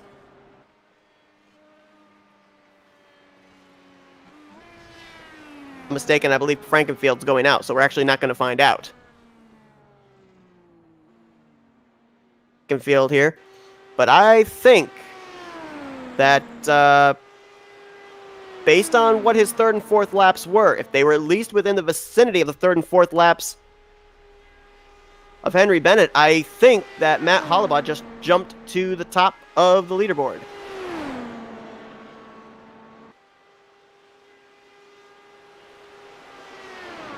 Well, as it currently stands, Vincent Isabella is 4th on the running order. Why don't we get a chat with him as we're watching Chad Frankenfield out on the track?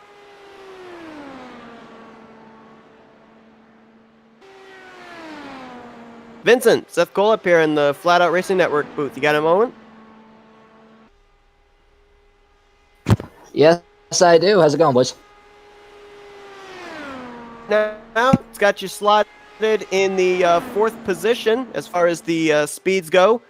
You pretty happy with where you're situated, or you think you're going to try and go back out there and try to improve? Yeah, well, I'm not going to get back out there. It doesn't look like it, but hey, I'm happy. I've never run these things at Indy before, so I'll take it. I mean, it's just been amazing to watch how the speeds continue to get faster and faster. I mean, and someone told me there was cloud cover that was coming. And I mean, it was getting to the point where, okay, can they hit the 39.7s? Okay, can they hit the 39.6s? Now we got drivers hitting the 39.4s. You're sitting there with a 39.5. Is it any different to drive as it gets faster and faster and the grip seems to be there more? Well, yeah, as the track gets colder, it gets more grippier, if that's a word. But, I mean, the colder the track, the better it is. The hotter, you just want to slide through the corner. Just pushes through the wall. The little bit of added grip, like drivers were a little more trusting to go down there to that line. Saw a number of drivers kind of keep away from it early on. Yeah, I mean, I was keeping away from it for sure because you got down there too low and you would just back it into the wall. But yeah, now the car is more planted, more downforce, and you're able to just hold it wide open around the track now. So a lot more comfortable. Have a pretty good starting spot based on the amount of time left, drivers in the queue and everything. Looks like you're going to at least stay inside of the top 10. So, good luck to you in the main event, and we'll see where you finally end up gridding when the session comes to a close. Thanks for talking to us, too. Thanks, guys. Have a good one. All right, so we were actually able to talk with Vincent. We tried earlier, and apparently he was AFK or something, which is perfectly fine. Frankenfield's about to come around, and I believe this is the completion of his final lap, so we will then get the updated scoring for the completion of the third and fourth lap for Hollabaugh, as well as the 4 laps for Frankenfield, and see how that's going to shake up the leaderboard. And that's going to put Rishav Kosla back out on the track in the 54. Kosla got knocked out of the top 10 with a number of drivers improving their lap times. Laps come in for Hollabaugh's third and fourth lap, a 4.26 and a 3.84, 39.454 for Matt Hollabaugh. That is going to put him to the top of the board by about 2.1 over Henry Bennett. And let's see how Frankenfield stacks up. 5.25 for his first lap. Second lap's going to be a 4.32. Boy, this is looking like it might be a pole-setting lap. Right now, he's ahead of Hollabaugh. 4.15. That bests the third lap of Hollabaugh as well. And final lap's going to come in at a 39.408. He's going to go to the top of the board. Will Chad Frankenfield, as he jumps up there with a 39.445. So with only about 12 minutes remaining in the session, how about that? Hollabaugh jumps up to the top and then immediately gets knocked down by Chad Frankenfield. And I believe, Rishav Kosla actually waved off his run. So that brings out the 77 of Tawas Toledo again. I believe this is the 77th. I want to say it is his 4th time out now. It might only be his 3rd. Nope, it is his 4th. It is his 4th time out. So with Rishav Kosla waving off his run, it does not, I don't think, take away where he was at. Let me just double check on that.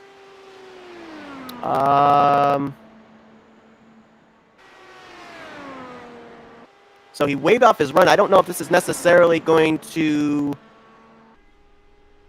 be where it would then adhere him back to the lap time he had before or not. I think it will. So right now it would adhere Kosla, I believe, back to a 39.66, which currently would have him sitting in the 12th position.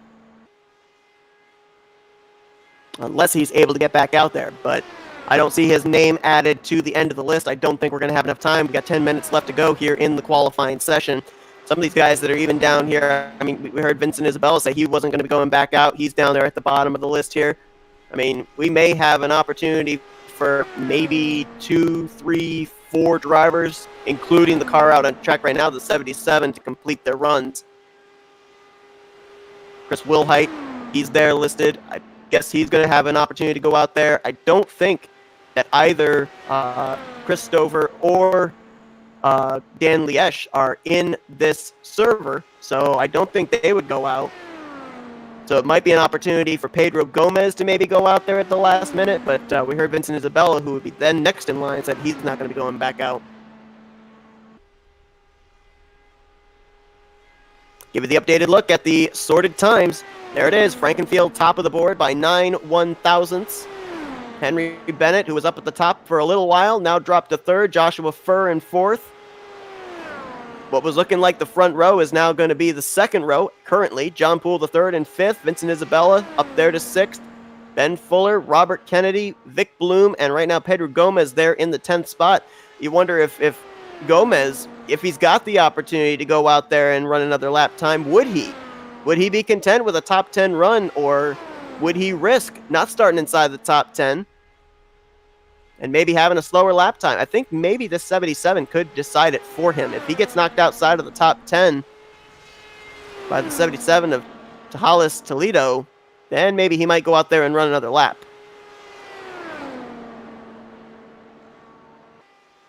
Toledo putting down some good lap times.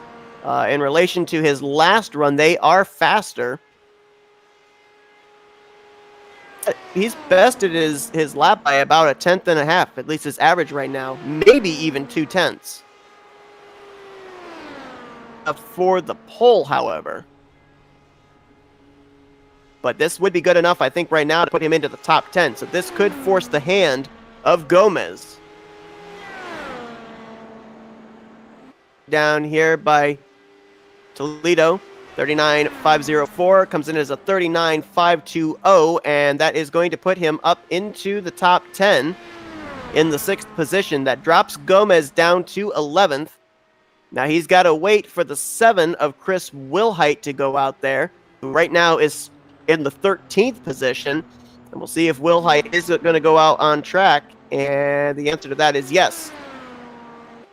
So Wilhite will still get out there. Gomez, I think, will have an opportunity to get out there as there's still a little time in the session. He might be the last one, talking about Gomez, to go out there, depending on how quick Wilhite completes his 4-lap run. So Wilhite's trying to get into the top 10. Since these are the last couple, I'll let you know what the lap times are, but we will show you here now the grid as it stands, and we'll see if they jump up, talking about both and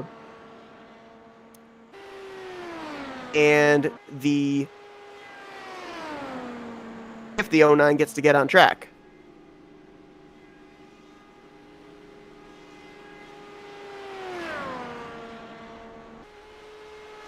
So at the line, Chris Wilhite, his first lap is going to be a 39.673.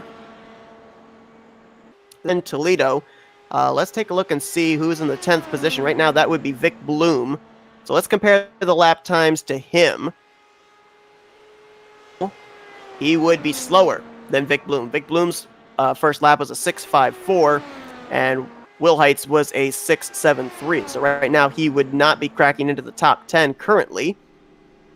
See if he can beat a 6.5 that Bloom set on his second lap.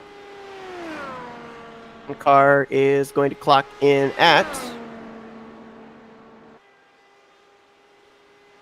a 39.550, so he did improve on that one. Lost 2 100ths on the first lap. He gained back 7 on the second lap. So right now he is 5 100ths to the good of getting into the top 10 at least. 9.5 was the third lap laid down by Vic Bloom. So we'll see if he's at least within the vicinity of that. The line with a 8.1, which just gained him another 100th. So he's now got 6 100ths in the bank. He's just got to be within a close proximity of a 5.26, and he's going to crack the top 10. And this would knock Vic Bloom out of the top 10. Going to be about maybe 4 minutes left. I think there's going to only be an opportunity for one more driver to get out on track before the session comes to a close, and that might very well be Pedro Gomez. We'll see if he takes the opportunity. Crossing the line is Chris Wilhite. We're going to jump to Gomez. Gomez is sitting on pit road, so I think that is the last car. I think Wilhite is the last car that is going to get to turn a lap time. 39.560. That's going to move him up. That drops Vic Bloom out of the top 10. I think that's it. I don't know if anybody else is getting out there on track or not. Actually, hold on. Chris Stouffer might be back in the server. He might be making one more attempt. He is. Okay, so he will probably be the last car. So Gomez decided not to go out. Either in 11th if his lap time is not beaten by Stouffer, or he will be 12th if Stouffer does best his lap time. Right now, Stouffer, his last time out, which, if I recall correctly, was all the way back near the very beginning. I think this is only the second time he's been out there. I don't see his name anymore on the list. Back when he went out there for the first run, it was a 39.783. He was the, I believe, 8th driver to go out in this session. That lap time that he's all the way back at the very beginning, that would have only put him... No, I'm sorry, the 18th position in the grid. So I can definitely see why he would want to go back out there. Into the top 10 here.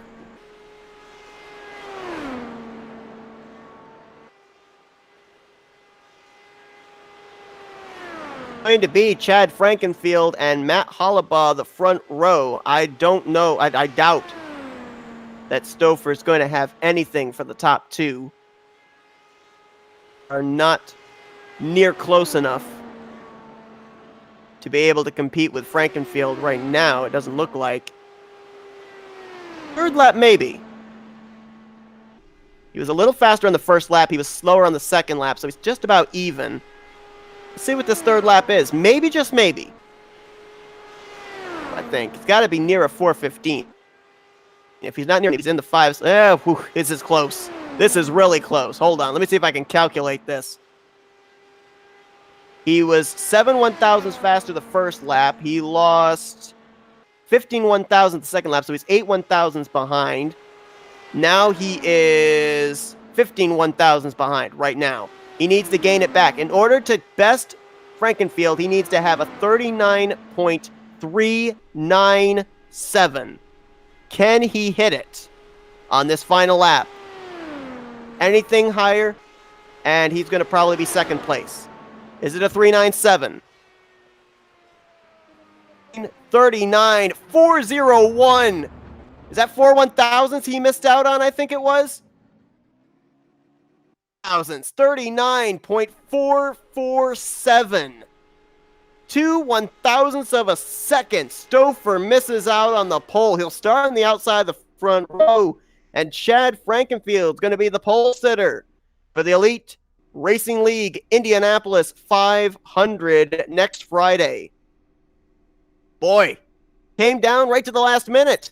And somehow, someway, it came down to 2 1,000ths.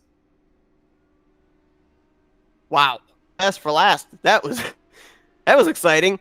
At first, I didn't think that Stouffer was going to be in the conversation, but then I started seeing lap times were pretty similar between himself and Frankenfield, and boy, if he had just gotten those last 2 1,000ths there, it would have been a tie, and I don't know what you would do in the case of a tie. But Frankenfield's going to start on the pole. Your grid is set. It's going to be Frankenfield and Stouffer, the front row, Hollabaugh and Bennett, row 2, Furr and Poole, row 3, Toledo and Isabella in row 4, and Ben Fuller, Chris Wilhite will be the completion of the top 10. And you can see the rest of the running order. Looks like it's going to be 24 cars that took time in this race here, but maybe not. And so the rest of, at least the grid that we know of, are going to be Robert Kenny 11th, Vic Bloom 12th, Pedro Gomez 13th. Believe Aguiar is going to be 14th, as I believe Toledo is starting 7th. So Aguiar would be 14th, Goodman in 15th, Silman 16th, Dewar in 17th, Rexing 18th, Essick in 19th. Roofs would be 20th, Branch 21st, Reasoner in 22nd, and Liesch would be in 23rd. Obviously, I think Branch and Reasoner and Liesch, they laid down their laps. That was it. And if they had been here later on, probably would have had the benefit of the cloud cover, the cooler conditions to be able to improve their lap times. But nonetheless, they're in the field, and they'll have to work their way from the back next Friday. But that is going to do it here for our broadcast of the qualifying session, pole day qualifying for the Indianapolis 500. Going to be a wild race with some of the insights the drivers gave us here during the interviews. Next Friday at 7 p.m. Eastern Standard Time, November 15th, we will be bringing it to you here on the Flatout Racing Network. You're not going to want to miss it. Sure to be a wild one, and we got some pretty good contenders all the way through the field, it looks like, and be interesting to see what this package is going to be like as well. But again, once more, congrats to Chad Frankenfield on the victory of getting the pole position here today. He will lead the field to green next Friday. We will see you guys on Monday. The Elite Racing League is going to be here for their next to last regular season race as the playoffs draw near. We're going to be at Michigan for that race. And then also on Thursday, we will be having the Race of Champions. They'll be having their second race of the season. Next Friday, we will be bringing you the Indianapolis 500 here for the Elite Racing League. Thanks, everybody, for tuning in. Hope you guys enjoyed this broadcast. I'm going to go and rest my throat now, but until then, you've been watching another production of Flatout Racing Network, and we will see you guys next week.